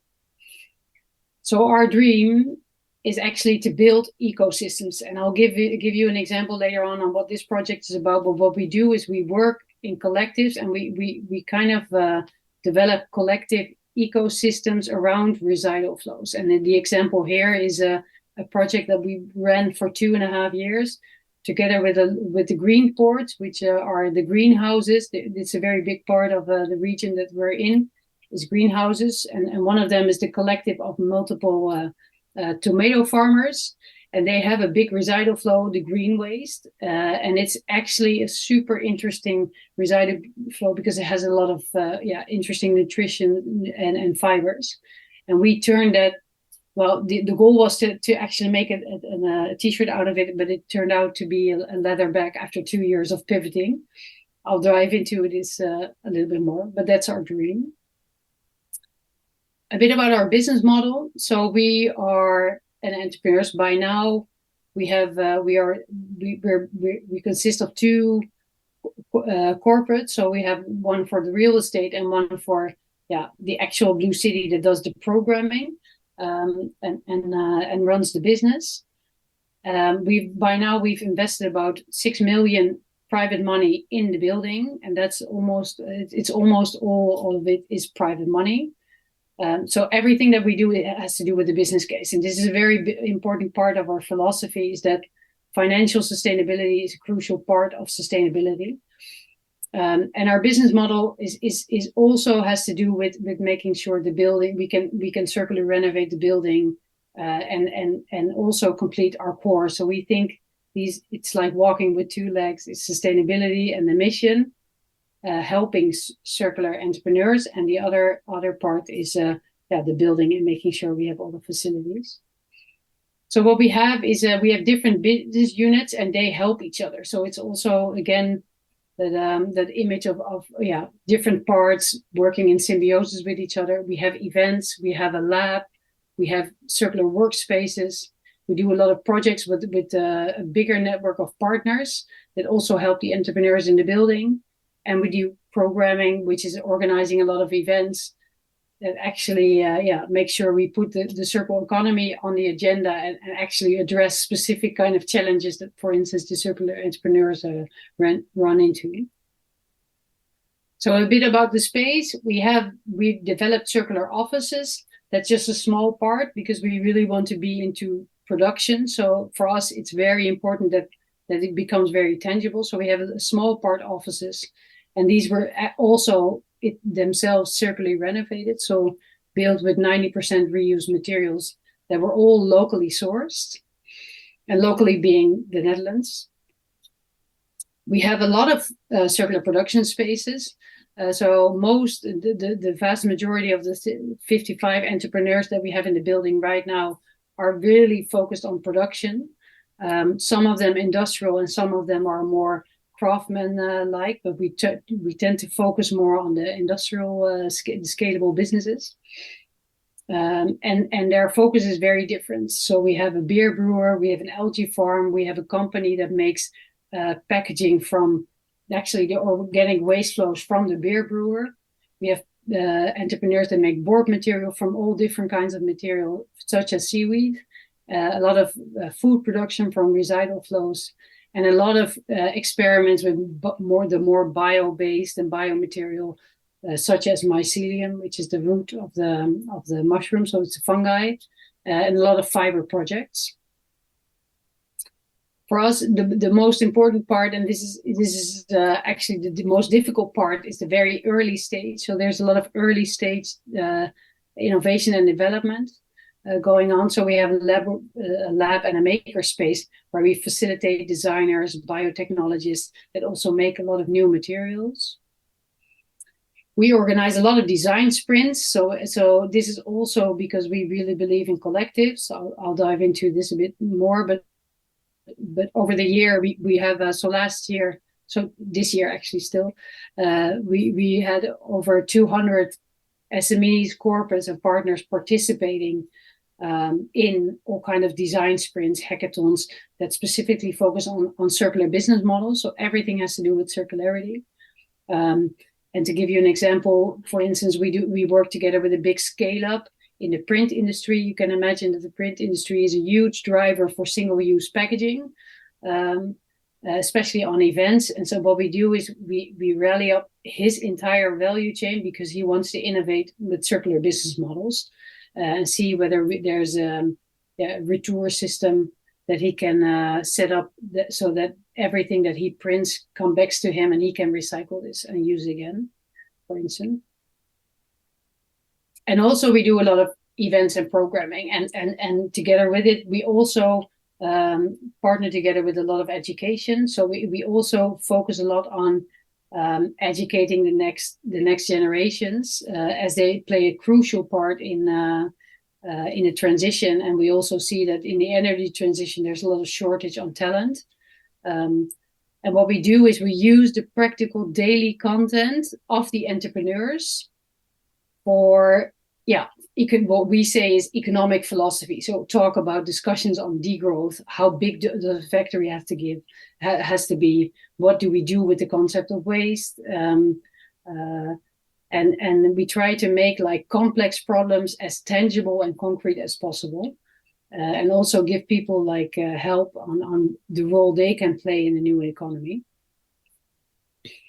And last but not least, we use our own building also for a lot of experiments. So what you are looking at the photo is it's a very new experiment where we try to, what we do is we collect all the human remains. So our toilets, we don't have a male and female toilets, but we have a pee and a poop toilet, and we make compost out of it. This is very experimental, but we're trying to show that the city can also deliver a lot of nutrition back to the soil and back to the regenerative cycle. And this is a project that we've been working on for over 5 years. It was launched 4 weeks ago, so it's a bit of new. And it's also, so we work together with the governments, local governments, but also with big real estate developers to see how this experiment can work out on a scale which is more a neighborhood scale. And it's, for us, it kind of, at the current moment, this is very experimental, but and this is why we say it has a beauty case, not a business case. But this is a typical example of how a business case has to be shared by different parties. So government and private parties alike. It's experimental because it's a public service which is now in a private building. We work together with our water agency, so we have a different tax system in the Netherlands for our water management. And these were also financial partners, and they test. And what they're trying to do is see whether we can have like these semi-decentralized installations like this that also makes sure that the sewer gets better. We're going to have a lot of rain showers, very intensive rain showers in our cities, which are also problematic with the sewer system. And we have to build a lot of houses, which also put a lot of pressure on our sewer system. And in the meantime, we have found a solution that can tackle this. And also that we actually use the organic flows in the city to make the soils more interesting and get the medicine and all the more toxic materials out of the sewer system. So this is one, it's very new, but it's also a project that I'm very proud of. Well, a bit in numbers. So Blue City itself, it has a 2.7 million revenue. That's we're now a scale up, so that's not the full potential. We have about 55 circular entrepreneurs in the building. Most of them are startups moving into scale ups. When they're scale ups, the building gets too small, so they're building factories elsewhere. We run over 70 projects and programs with about 50 financial partners that all pay a fee to participate and help carry the projects along. Over 200 participating companies. These can be scale-ups or startups outside of the building or within the building, or SMEs or larger corporates. We do about 350 tours a year. So this is mostly education, and we talk about the entrepreneurs, and we do a lot of matchmaking there. This is mostly business to business. We host about 225 events and have about 12,000 visitors a year. And a bit about the learnings and the philosophy of Blue City. So what we do is we combine sustainable ambition with a good dose of entrepreneurial pragmatism. So we're very practical. That means that we're not one of us is fully 100% circular. It's really hard to get that financially sustainable in this current system. So we also say the financial sustainability is an essential part of sustainability. This goes for the entrepreneurs that we select, but also for Blue City itself. So sometimes we have to make a harder decision to do something that ensures our financial sustainability, and this enables us to pay for the stuff that we find super important. such as running a lab, which is more difficult to finance, but we finance that with the income and the revenue that we have from the events, for instance. Also, what we say is no impact without scale. So if you're not scaling, you're not making any impact. So we do have a bit of a growth mindset, which is also something that we need to more. You have to be very, mindful of using the term growth. That's my opinion, but still, we need to scale impact. And what we also say is, this is part of the pragmatism, is just start and improve as you develop. So no one's is perfect. And no worry, complexity will always find its way to you. So we don't start with different, like very complex models, because what we say is it is a very the challenge that we have ahead is so complex that if you start mapping it, you will never start. So this is the same with buying a building and a subtropical swimming paradise. If we would have mapped all the challenges beforehand, we would have never started. And also, what's very important is the circular economy is a transition. So it's evolving, and this requires not big plans and not trying to grasp the same complexity in plans, but it requires like careful observation and really feel on continuously, especially when it comes to partners and also the financial sustainability of Blue City.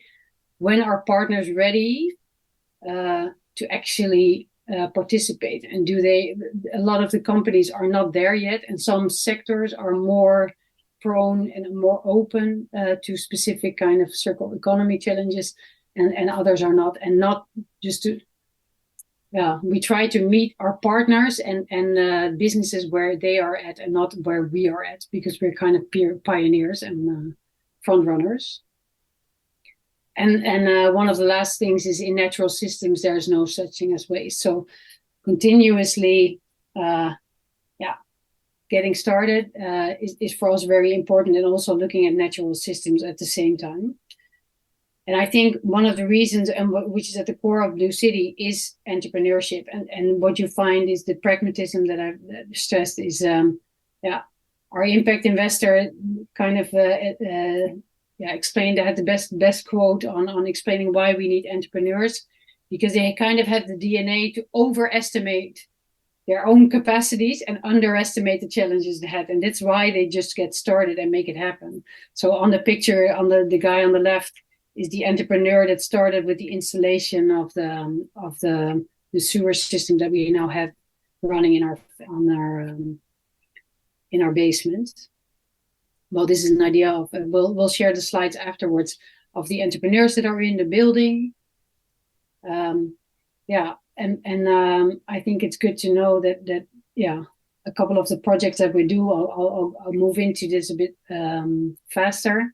I think there's a couple of things that I find more important to stress is no impact without skill. So the companies in Blue City, they have like very specific challenges that are different than other startups. They're production companies, and what they do is material analysis, product development, and then scaling into factories. And this is where we've, after running for 5 years, we saw a lot of startups not scaling. And this is one of the things that we do, is we observe the system, we see that there are difficulties in scaling, and then we develop programs. So a lot of the startups in Blue City are in a lab and pilot phase. So material testing, doing prototypes on lab scale, then doing testing and running pilots with a prototype, and getting feedstock partners. And what's the most difficult one is to move to demo. And this is also in terms of finance and getting people, getting funding. In the Netherlands, the seed funding is pretty well okay. The early stage also okay. It has some kind of gaps, and then it has a big challenge when moving to demo. And this is why we, for instance, start a program. It's called Circular Factory, with a lot of partners, where we kind of de-risk the phase of moving into demo plants. So actually scaling and seriously scaling production facilities. So we help companies actually, building their first factory, finding the finance.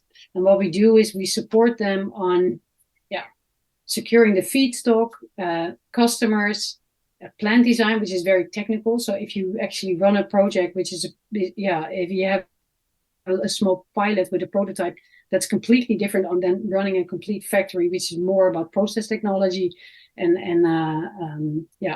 running a different kind of team and production. We help them work on a financial model for a demo plant and on the team. So, and also to manage the impact. You can imagine that there's a lot of focus on the carbon scope 1 emissions. And the big challenge is to make sure that the circular economy doesn't become a bigger problem for the scope 1 circular economy, carbon emissions. So what we do is, we rally up an entire ecosystem. So a lot of partners and experts, and we make a difference between experience and experts. So we have deep expertise, which is on patent and strategy. It's on sustainable process technology. It's on financial models. And on the other one, it's experience from other entrepreneurs that have done this before. So we rally up the entire system and actually try to move it forward. And this is has a lot to do with working on fibers and process and biotechnology. And so this is for us the biological cycle of circular economy. And then on the technical cycle, we continuously try to focus on different kind of business models and different kinds. So it's very diverse what's happening in Blue City. And what's very important is that we never work for one company. So we always work in collectives, be that either the value chain or entire ecosystems, mostly run on ecosystem level. So when we're helping entrepreneurs, we're always helping them with, aside from the general help that they need in their scaling their own business, we also help them finding the right customers and feedstock partners. And we also rally up a lot of companies. So what we did is, when the example that I gave before with all the tomato growers, we found like 5 or 6 tomato growers that normally would be competitors to work together because it's a joint issue. So a lot of the circular economy are joint challenges that they have. And this way they can help each other, and actually we can find a new market for something that they now pay for, which is their waste. And what we did is the project that we did is what initially was meant to be a t-shirt became a leather bag. So we now have a company called Biophilica, which are based in London. She's a designer, and she actually makes this kind of leather from the tomato plants in the green ports. And finally, another example of what we also do is to rally up entire sectors. This is an example of the 30 parties that we work together with the maritime industry. You can imagine we're a port city, so the maritime industry is very big and it has a very diverse cluster. And what we try to do is really help them try to speak their language when we try to collaborate with them on circular projects.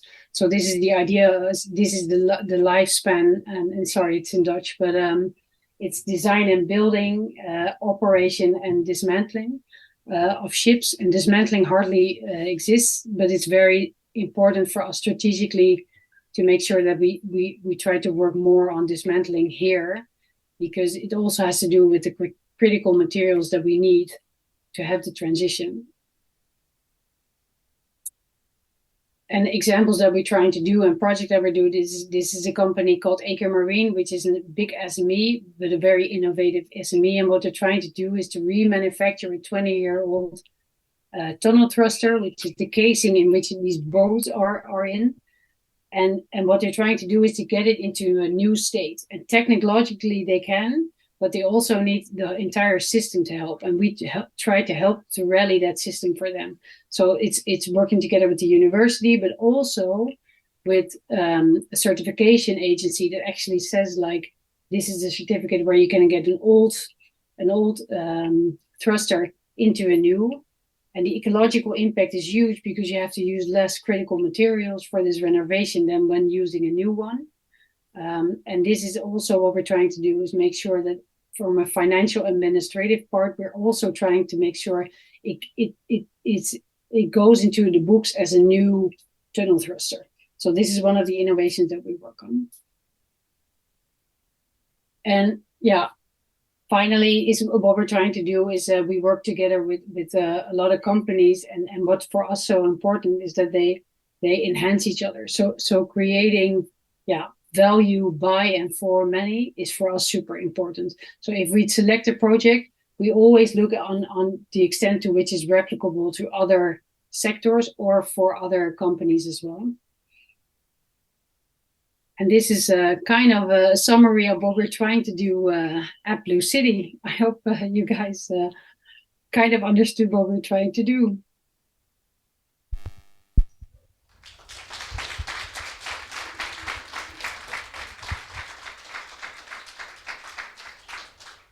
Dankjewel, Sabine, for your presentation. Thank you very much. Yeah. I'll stop sharing the screen. Great, we can see you large. I guess, unfortunately, you can see the event, but almost everyone was taking notes directly, so I believe the impact of the presentation will be in Prague seen pretty soon. Why I told in the beginning that your project is very inspirational in Prague is also because it is actually embedded as an inspiration in the Circular Prague strategy and action plan. So we were inspired by the principles that you have presented in the project. Thank you. We could go directly into questions. I have one to start with. Yeah. What were the biggest obstacles in making this a reality? Because, you know, we all are sort of here at the very early point of starting it out. So maybe we can take a bit from your learning experience. What should we sort of avoid? Maybe try to do differently? Yeah, I think what I've learned is if you're a pioneer, then you're way ahead of the rest of the crowd, and trying to not move into getting people talking what people should do is one of the most important. That's one of my biggest pitfalls, is that I try to change others, but to really meet them where they are. This for me is a big learning. And I found it really hard, especially in the beginning of Blue City, because there was very little infrastructure. So, for instance, when we were really renovating the building in a circular way, there was no marketplace for the materials. So we need to arrange everything. And it's with help of the impact ambassador that we could do so. So that was really important.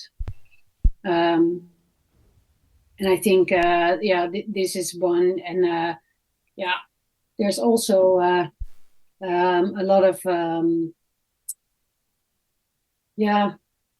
do you say it? There's also a lot of practical stuff that happens. So I think one of the hard things that we had to overcome was the financial sustainability. We needed big investments up front, and to getting the cash flow up and running. This was a really hard one because especially in the beginning, there were not that many circular entrepreneurs, and especially not that many professional and good ones. So if you look at the quality of the entrepreneurs that are there now and 8 years ago, it's really different. So it's getting a lot better because the transition is just becoming more adult. So it's growing and developing.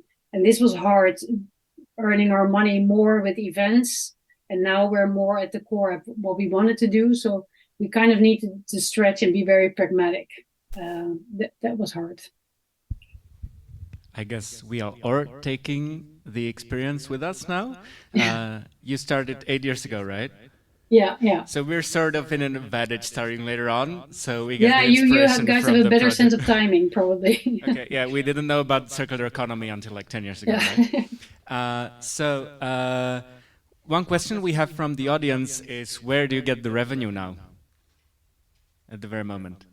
Yeah, so I think we did an analysis the other day. So about 70% of our revenue, and the revenue in total is 2.7 million, is market parties. So and then it's the other is education / government. So it's about 30% government. So these are what's better about government is more long term. So we have long term agreements and partnerships with the regional and the city government that help us, especially with the business development and the programming. So rallying up market parties, they pay us to do so. But for each euro that we get, we double it with money from market parties. So that's what we're trying to do. And if you look at the different business models, I think, roughly about a third is events. So it's all kind of businesses coming over and just organizing their own event. We on the topic we don't do that much, but right now, for instance, we had a big event of McKinsey yesterday on green building, and that's about 150 people coming in and organizing an event there. But for us, it's also really interesting to do so because we get it's leads, so it's leads for other projects. So, for instance, if L'Oreal, IKEA, or another company comes in, we always try to make a connection with them and an entrepreneur that might be interested in collaborating with them. But this is a third of the revenue, and then we have a third is the business development project that we run, and then the other business units of the lab these are the smaller parts of the business, and that's so it's about $1 million. Great. So this is how you do it, guys. Thank you very much. Easy peasy. Easy peasy, right? Yeah, easy. It was a great presentation. I would like to ask one more time if there is any question from the audience, and we'll wrap it up then and move to the Norwegian inspiration. Yes, Taska? We have a question from the audience. I'll read it to you in a minute. Hi, I have actually sent it on Slido, but apparently I was a bit slow. It's an excellent project. Congrats on making such a complex yet compatible system. It's pretty amazing. Now, we would need more of that. I think everybody would agree worldwide. Now, should somebody wants to start now, when at least in Czech Republic, you started with the property, right? And the prices of properties, even rentals, getting the properties are pretty difficult right now. So the question is, should somebody want to replicate, where would you recommend them to start?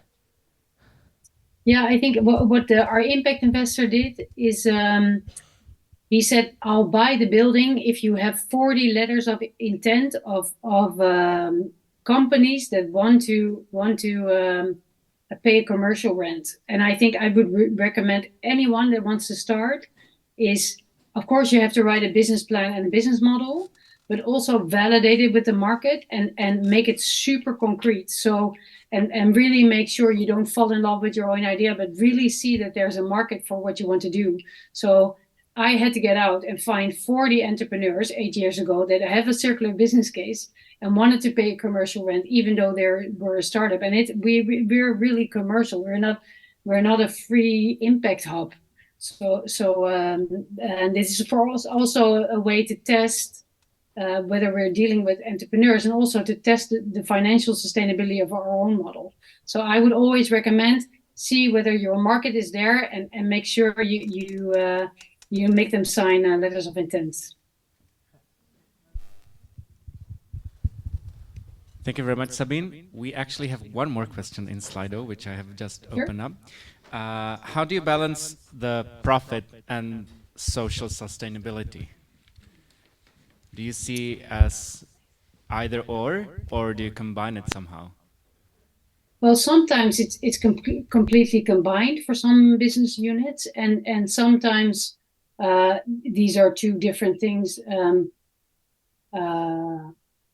But I don't find it a challenge at this point. So in the beginning, I found it a challenge because it was hard to get the money and the cash flow up and running with events, whereas our goal, our mission was to help sustainable entrepreneurs. But I think what we do is we make a year plan, a strategic year plan, and also like a budget, and we really define what our goals are. And we have a really strong mission and vision. And we always test what we're doing on that mission and the goal each year. So I have a team of 25 people, And we jointly write our year plan with the different business units. And each of them have to always explain how their business units are going to contribute to the general mission of the city. So this is one of the reasons is to have like a cycle within your team. So the people are the most important, because I can be a strategist, but if my team doesn't think strategic every day, it has no use. So it's really important to get your people along on a mission and make sure that they can continuously test their daily activities to the joint mission. And if it's not working, you sometimes have to pull the plug, and sometimes you just have to make a concession. Great. That's also one of the aspects of circular economy, right? It works both as a profit and revenue generator, and also is sustainable and socially responsible. We call it making love to the system. Cool. Great. And I guess on that note, we will wrap up this presentation and we'll move forward to the Norwegian project. Thank you very much, Sabine. Dank je wel. Bye. Success and have a nice day. Thank you very much. Thanks, you too. Bye. Bye.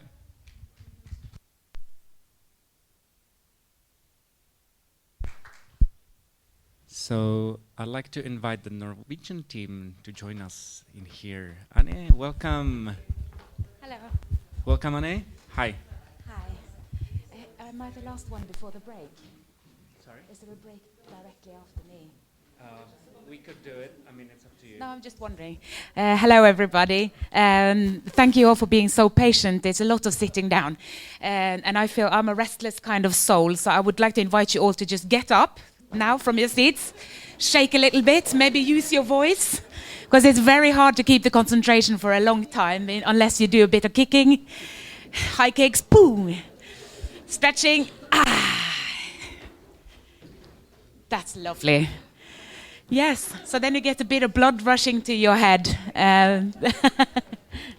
Thank you. So it's just going to be me to start with. I've got my lovely colleagues here with me as well that you will see later for the panel discussion. My name is Guri, and I'm one of three entrepreneurs that have set up a new venture. So it's we're very grateful to be here. It's very interesting what you're saying. I'm also very happy to see the council here working together and thinking about how you can make new solutions. So this is what we've been doing in Norway, in Oslo, which is the capital of Norway. And it's just good to see all these starting points happening right now. Also, we can recognize a lot of what Sabine was saying earlier about how to start up and how to make things happen and the difficulties and paving the way, because people haven't done it before. So we're basically going like, where do we go now? I don't know. Let's put the stone down there. Okay, let's go. And the next one. Oh, there we go. So we just keep on putting down the road as we go, and this is quite challenging, but it's also extremely exciting, and it just spurs you on, and it makes the way for the people behind you a lot easier. So we are Nydalen Fabrikker. So Nydalen is an area of Oslo, and it's right by, there's a river, like here, there's a river that flows down towards the sea, and there's a lot of industrial history around there, because you got water, you got industry, and it's a beautiful part of the area and the part of Oslo. And Fabrikker means factory, and it's a very nice place. There used to be a nail factory, and it's been there for 150 years. Oh, there we are. So this is us. They were sitting there. We are a mix of social entrepreneurs. Anne has set up several companies of her own, social enterprises. I was a business developer for social entrepreneurs, both in London and in Oslo. So I've experience from 2008 doing that. And Randi's got a background in retail and also social innovation and city development and planning. And she's also the one of us who's the expert on work inclusion, so getting work for people who are falling out of the system for one reason or the other. And we are doing a lot of events and culture and bringing it all together to try to create the best thing ever, which I'm going to tell you about. But before we do that, so we started before that. So we work together at another factory. We have another circular factory. And it is all tying up with what we've been hearing about today, because there was a large city development. It's a huge area of Oslo that is the focus point for the next 30 years, where you have to develop, you have to build, and there's 10,000 people moving to Oslo every year, so you need houses. So this particular area, there used to just be old car sales and small factories and warehouse spaces, and not really anything exciting, and not a place where you would go and visit unless you wanted to scrap your car. And in this area, a large housing developer wanted to set up 2,000 new flats, which means a lot of houses, a lot of building, a lot of tearing stuff down. But in the middle of that, there was one building that was going to go down last, and that was a factory that had 4 floors, and it would just be standing there without being in use. So 4 parties got together. It was the local municipality, the kommuna. They got together with the housing developers and a voluntary organization who is bringing people in together who are interested in city development, sustainable city development. So they sat down and said, what are we going to do with this building? Is it going to just stand empty for a while? Or shall we do something exciting with it? Shall we fill it with circular businesses and create a circular factory? So we did. And then we had a whole floor on the top floor with fabric and sewing and repair, redesign in all kinds of the ways of the fabric, and in the basement we had a wood workshop with lot of different companies running it and creating and using the space together. We had a production of tiny houses that started up. They built their own house. The first house, they built it 3 times, a house on wheels. Built it 3 times because they were trying to get the measurements right, the weight right, and everything to the correct standards to be able to have it on the road. And then they grew so big that they had to move out, which is a huge success for us. We had a farm outside in 2 containers that were growing oyster mushrooms on coffee grounds. So they were cycling around in Oslo, collecting coffee grounds, bringing it back and mixing this one up, and it was perfect for growing mushrooms in. So we had all of that from different things, from bicycle repairs, upcycling of furniture or repair of furniture, all together in this really brilliant place. But one thing was missing because it wasn't open to the public. So it was just for the people working there, or if you were invited to go on a tour, you would come in and see what it was like. So we decided to, in the middle of the pandemic, you see in the bottom picture here, we decided that it was a great idea to set up a shop. So we did a redesigned shop and a cafe so that we can open the doors and then invite in the people who were living in nearby. Now these houses that were being built, they were starting to get inhabited. So and there was nowhere to go for these people, just a couple of shops. So by doing that, you're also doing this creation. So it's like the circular economy is also opening up the doors and bringing people together and making sure that people know what you're doing, but also creating belonging to the area so that people will say, I live in Vollebekk now. This is where I live. Nobody had heard of it before. We looked it up when we applied for the jobs there, looked it up, and it was just an underground station. Nothing else was written about it. And now, if you Google the name, it's a whole lot more coming up on it. And it's the development of the area, the maturing of the area as well, and saying, this is the potential. Look what we can do with just a few things. So we started there, but we knew this was a temporary project because we knew that the house was the building was being torn down. So we had first 1 year, and then they were like, oh, we really like this. This is a success. We want to do it more. And then it was 2 years, and then it was 3 years, and then it was 4 years. And in year 5, we finally moved out because we were like, we can't be going on 6 months at a time. We need to know for a bit longer. And also we had other plans. Then we teamed up together and said, how can we make this on a bigger scale, more commercial, for everyone to take part in it, and just bigger and better? So we looked for a space for a long time, and finally we found this building, which is 5,500 square meters of nail factory from 1873. And it was built up, the landlord, the developer that owns the building, they wanted to do a big building inside of it and creating houses for people with flats and everything. And the antiquary department just said blank no. This place is a protected place. It's 150 year with industrial history. You're not doing any of that here. So they were at a stage where they thought, I don't know what we're doing with this building now. Well, how can we use this? And then we 3 came in and said, ta-da, how about this project? And they said yes. So we moved in about a year ago. And we got a temporary contract for 5 years where we are going to create a circular hub and shopping center and repair center. It's like basically a one-stop shop for circular economy.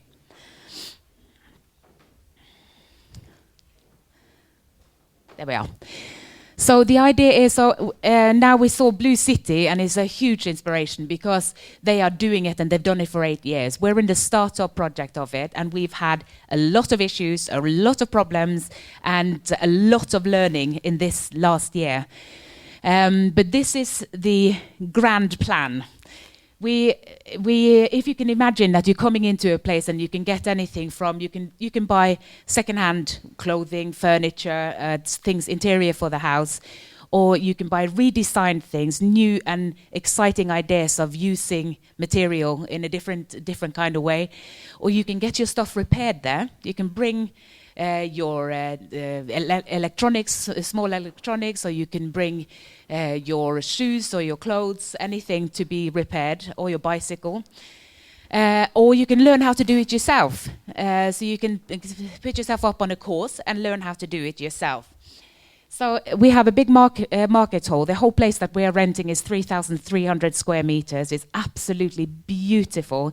There's a lot of people in here. There's about 6 of you here that's actually seen it.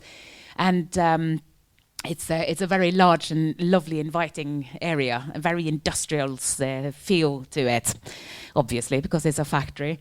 So we've got a market hall, which we are going to have as factory sale. So there would be your shopping street. You can come in there, you would have hangout areas, cafe. We're going to roll in, there's this beautiful food truck that is also, as long as we're doing, as well as doing food, it's also got a brewery in the back, so you can go and brew. You can rent it out for brewing. We also have production and repair, as I mentioned, and there will be space for showcase events and larger courses and conferences. And one of the most important things as well, I think, we want to be working with inclusive and sustainable jobs.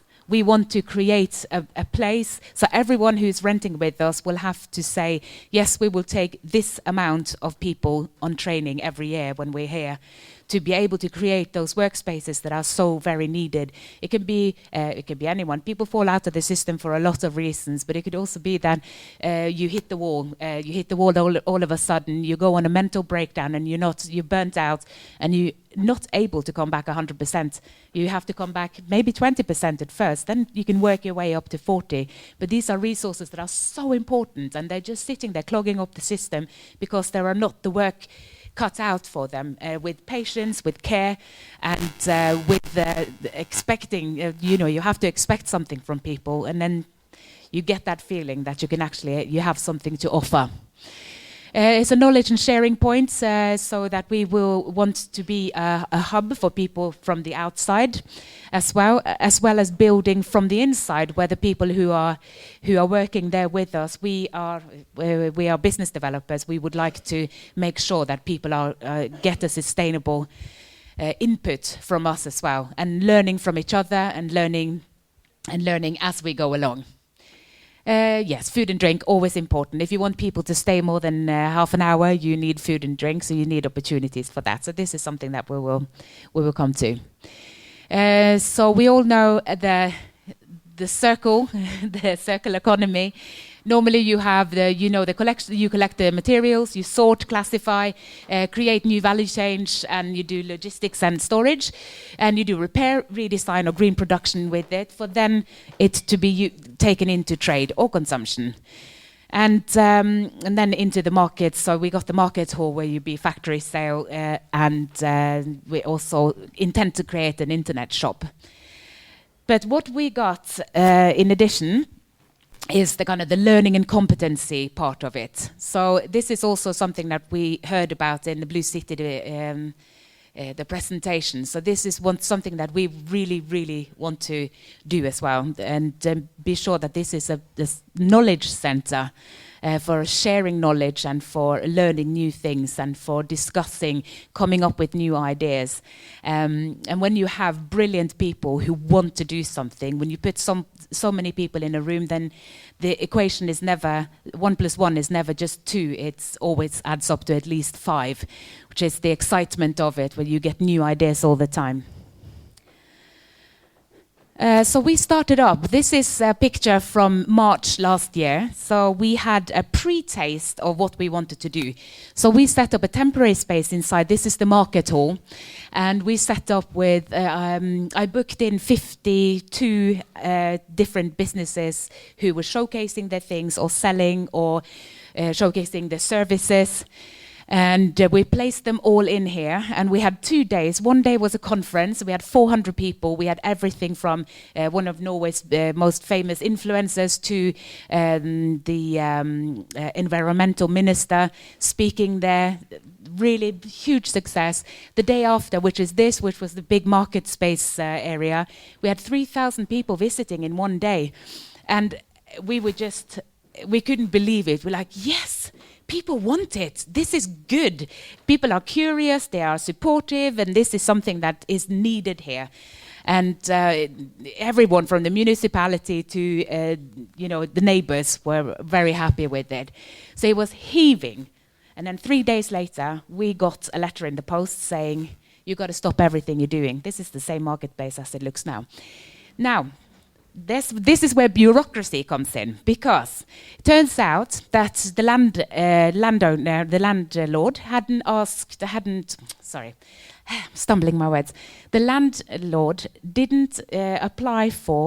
hadn't applied for a change of use.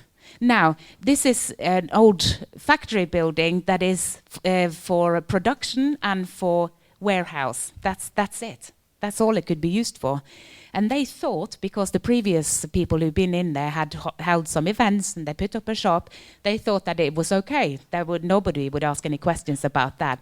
However, they did. And they shut us down on the day and said, you're not doing anything until you got the right thing in hand. So, since March this year, we have been waiting and waiting and waiting and fighting and lobbying politically, trying to make this happen. And finally now, we're just waiting for the last boxes to be ticked before we can then start running the project. So it's been, to say that it's been a frustrating year, it's the understatement of the year as well. We're not very good. We're good at doing. We're not very good at waiting. So we found a lot of different ways of doing it.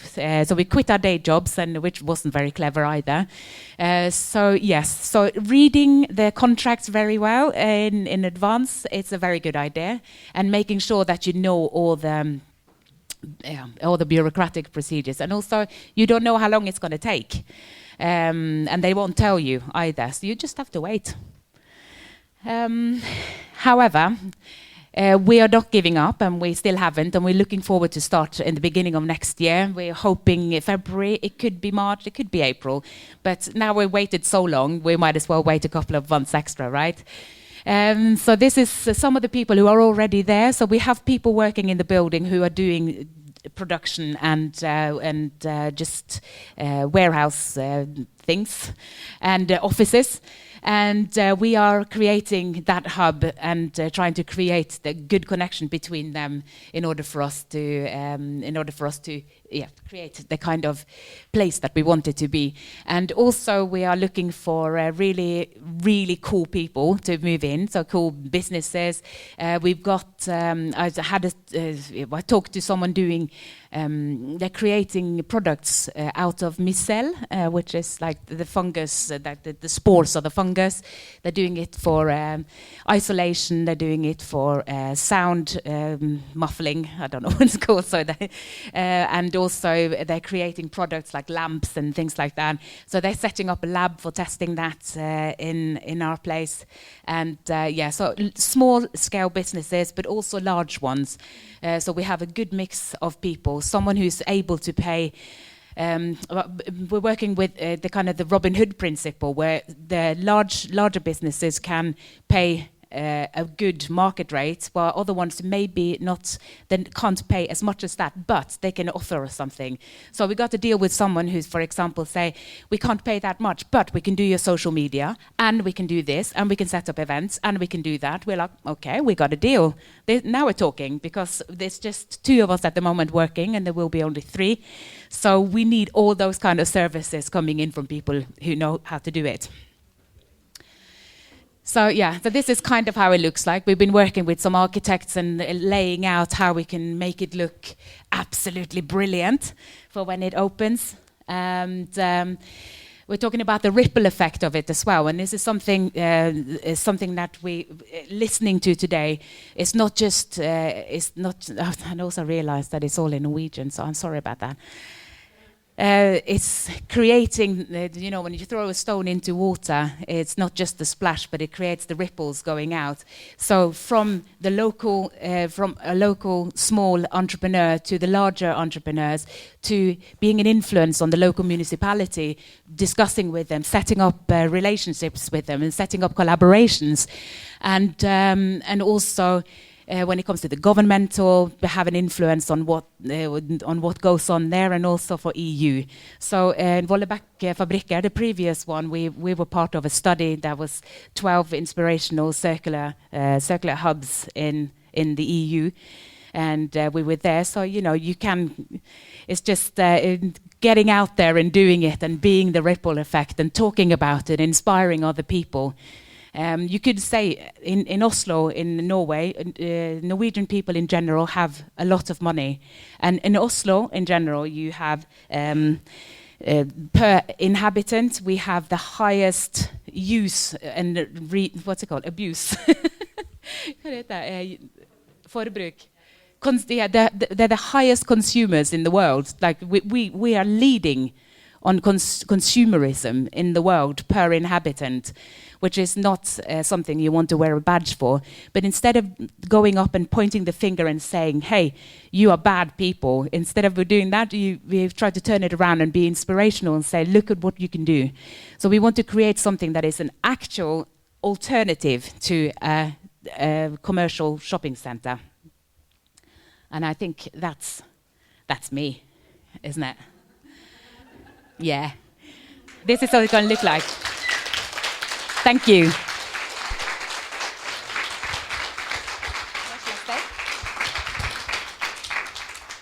Thank you so much for inspiring us and get us a bit moving. I'd like to ask the rest of the Norwegian team, Anne and Rundi, can you join us here on the stage for a Q&A? And we can sit down later on, I guess. Welcome. Welcome. Join us here. We can sit. Yeah. Oh, thank you. Oh, thank you very much. I could feel my tongue. I couldn't get my words out. Are we sitting down? If you prefer. I mean, it's up to you. Ready? Yeah, okay. I don't. You can choose this one. No, that's okay. I can just stand here. Okay. I'll just stand behind them. So you've seen me already. Thank you so much for the inspirational presentation. Maybe we can put up the latest slide back up there, but it's up to you.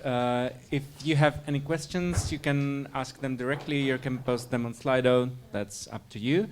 So, what would you tell Prague to do in the next 3 years to have such an amazing project? Where should we start? I think something I don't know if I said it enough in the presentation, is the collaboration between the different, all the different spheres, if you wish. So working together with the local municipality, working together with the bigger businesses, the money makers, and also the voluntary sector. So you're working across these ones. I'm passing it on. Now, what I think is to find two like these, who's not afraid of doing, and we would never be where we are if it went for these two girls. I'm more the planning and the economic issues and these things, but just do it. Just move in. Don't do it too complicated. I mean, our strategy was 3 pages. And that was what we presented both for the municipality and for the real estate owner. So keep it simple. Well, yeah, and if we could make a wish list, I think the most important thing is to meet each other and to have time to talk. Not only get inspired, but also get the possibility to talk to the next person around you, because maybe then the magic can happen. And to the municipalities in Oslo, we have a lot of formal structures to get to meet them, and I think it's very important to like come up with ideas, to talk about solutions, but also to see each other's problems, why they can't do it, and that's why it's very good to have these formal structures, but also these informal talks. So I think you get a lot of things done by this kind of thinking. So basically, let's start, right? Yeah, definitely. Unfortunately, in Prague, we also have the problem with legislation and permitting and everything, and it takes so much time that the entire team usually just wears out of energy of doing such things, because you actually start it and then you get interruption, right? In Prague, it usually takes 5 years before you even start. Maybe that's some inspiration to the Prague municipality that is present here as well. So maybe we should start removing the boundaries of actually starting it out, right? That's one of the huge hurdles that I also see present in Prague. Yeah, studovala jsem v politiku of 2007, and I have seen there's happening so much in Prague too. So I can see both sides. Of course, it will always take too long time for an entrepreneur getting things done, always. But I also could see that Prague has happened so much good things in here. So I think let's build on the good things that happened and build further on these than pointing out, it goes too slow, this project didn't work out. We should focus on the solutions and the things we can build on, not by just being stopped by other opinions. He wants to say something. Yeah, finish your sentence first. No, also, I forgot what I was going to say. It's not about the municipality, but it's about just doing. And even if you got a grand plan, I mean, our idea is just gigantic, but we start up in the small. You start up with what you can do, and it might not be in the dream place that you are in, but you can start it up on a pop-up, you can start it up on a small scale, inviting people in, talking, doing the discussions, and hoping that people will get inspired enough to join you as well. I think that's a good strategy. Yes, and I'm a fan of Plan B also. So don't get completely disappointed by Plan E is not working out, because there's always a Plan B. So yeah. Yeah. The reason why you should do it now is because what's happening around us. Marketing-wise, you would call it a paradigm shift. The shift is so big with everything happening around us. Every consumer, the coming 2 years, are going to change their preferences, take different choices. So the timing is now to do it. And in the discussion with the municipality, think creative. I'm part of a company who's working with helping people back to work, and we have an agreement with Oslo municipality that we can pick up all used IT equipment. And there are 40,000 people employed in Oslo Kommune. And we use it as a tool to train people back to work. And what we do is that we erase every data, we put in new software, and we sell used computers. And these are free to us because the municipality see this is one of the ways that we can help you. And now they are also committing to buy 20% of the PCs back to the municipality to an okay price, because they have to be green as well. So I think don't only go for the first money. Think creative in your discussion with the municipality what you can do together. Yeah, and think about both ways. So it's not only the municipalities can help the entrepreneurs, but it's also the other way around. So yeah, I think there's a lot of potential in there. It's about finding out what we do. So in Oslo, you have different smaller municipalities as well, and finding out what they want. What is the target area? Or is it young people? Is it getting older people back in? Is it work inclusion?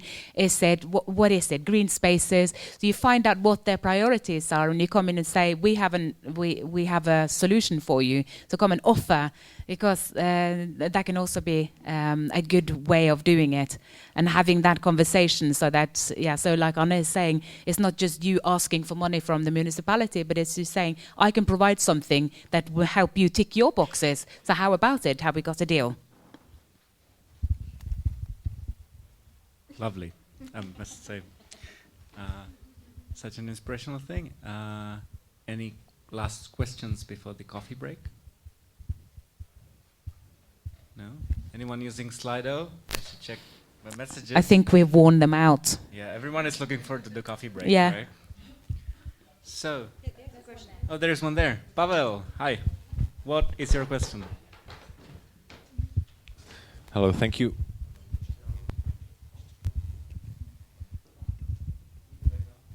Děkuju. Thank you for... Is it working? No.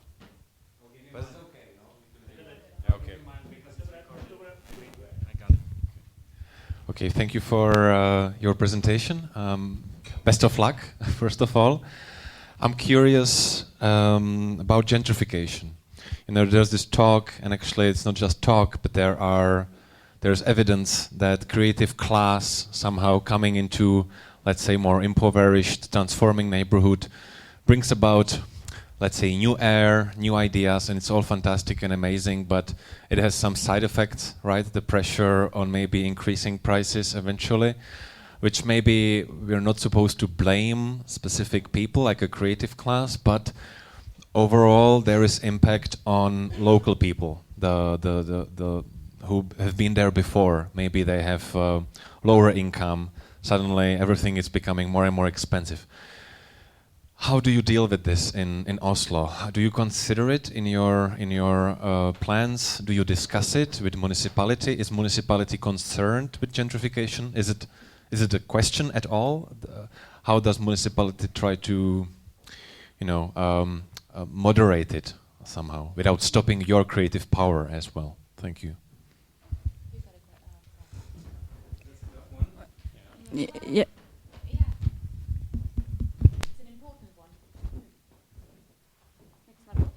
Okay, it is. Well, it's definitely a question. In all cities, it's the same. And yeah, we're all facing the same problem. But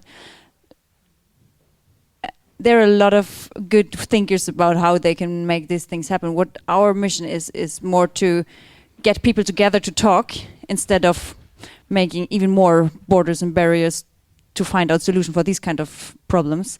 And the municipalities or the city planners of the Oslo city, they talk to each other and try to find good solutions so that you have more balanced in each district. And I think especially by projects like creative projects, you get a voice as well. which is important more than if you would just put a shopping center somewhere.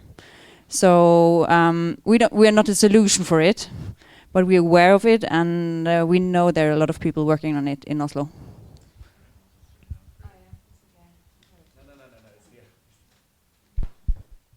Yeah, I just also wanted to say that it's a very important way of thinking about it as well. We're not creating a hipster hub. We are creating something for everybody to come into, and it's also opening the doors of having, yes, it's important, like she was saying, Sabine, you have 40 letters of intent of people who are willing to pay commercial rent, but we're also counting in the kind of the Robin Hood effect of it, that you take from the ones that are financially stable enough to be able to pay, and inviting in for people who aren't, making sure that this is an inclusive space. So yes, we do think about it, and we try to cater for it. And it's not going to be an exclusive place where you it costs a fortune to buy things. You can also buy smaller things that are okay priced, and you can also come in and not buy anything. You can come and just have a coffee or listen to something or be part of an event. So yes, we thought about it, but it's a good reminder. Thank you.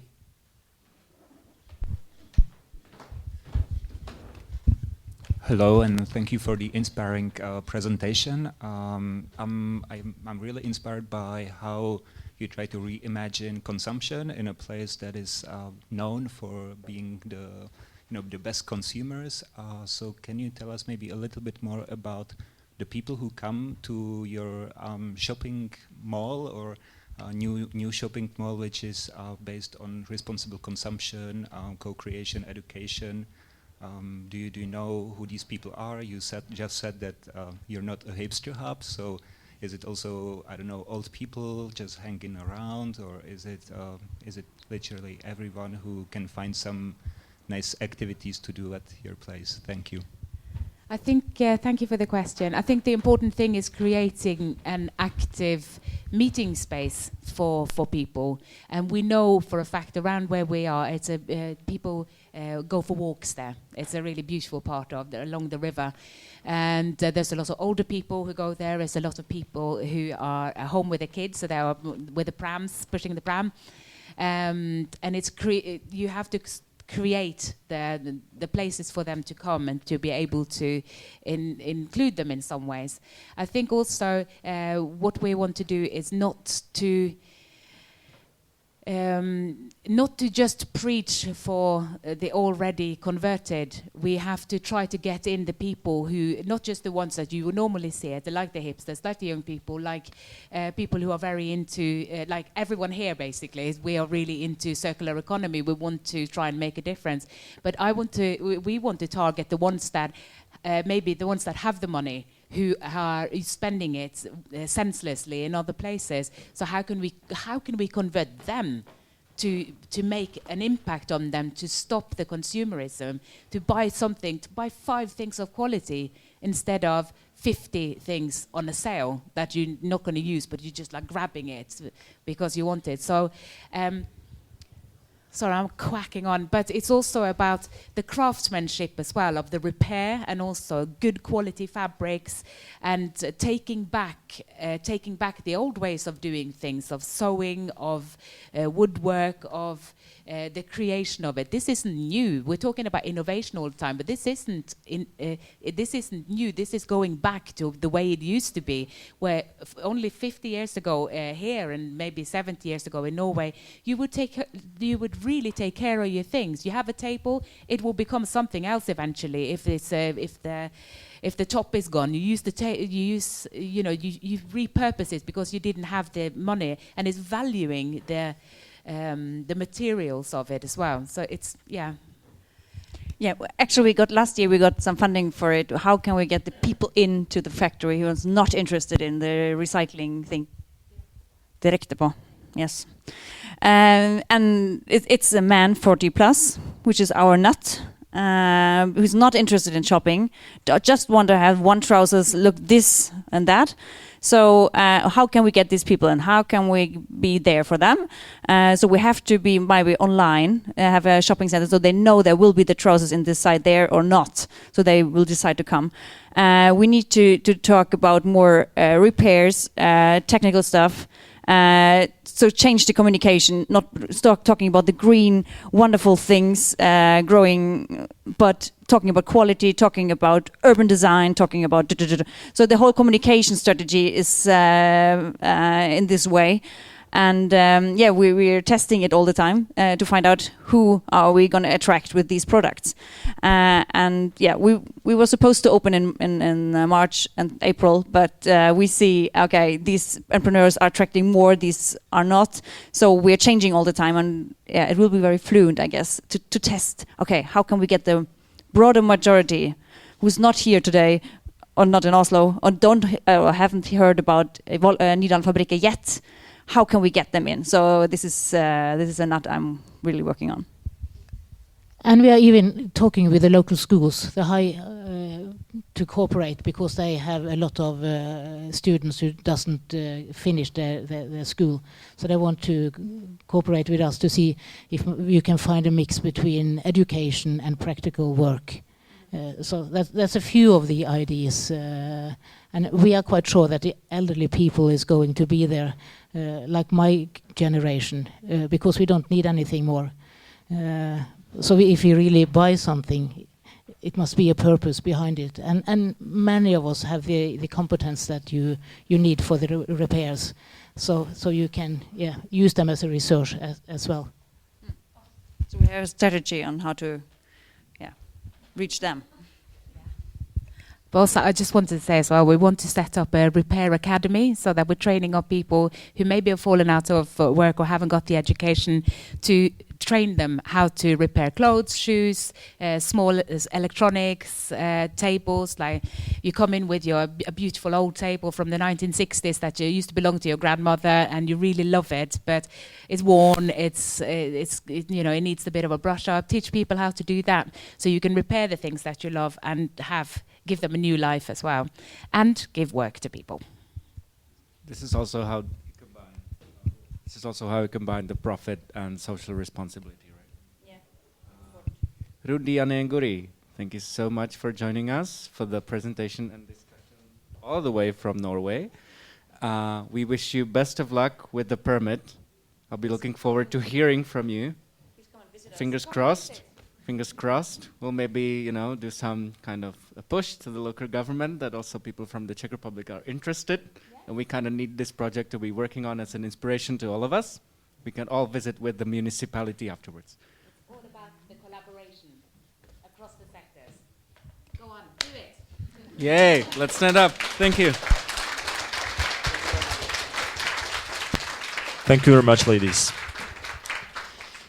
Tak, já přepnu zase zpátky do češtiny. Máme drobný skluz, ale doženeme ho. Jenom pár informací, teď si dáme pauzu, dáme si 20 minut, takže dejme si, že v 11:55 bychom se tady sešli a pokračovali těmi dalšími panely.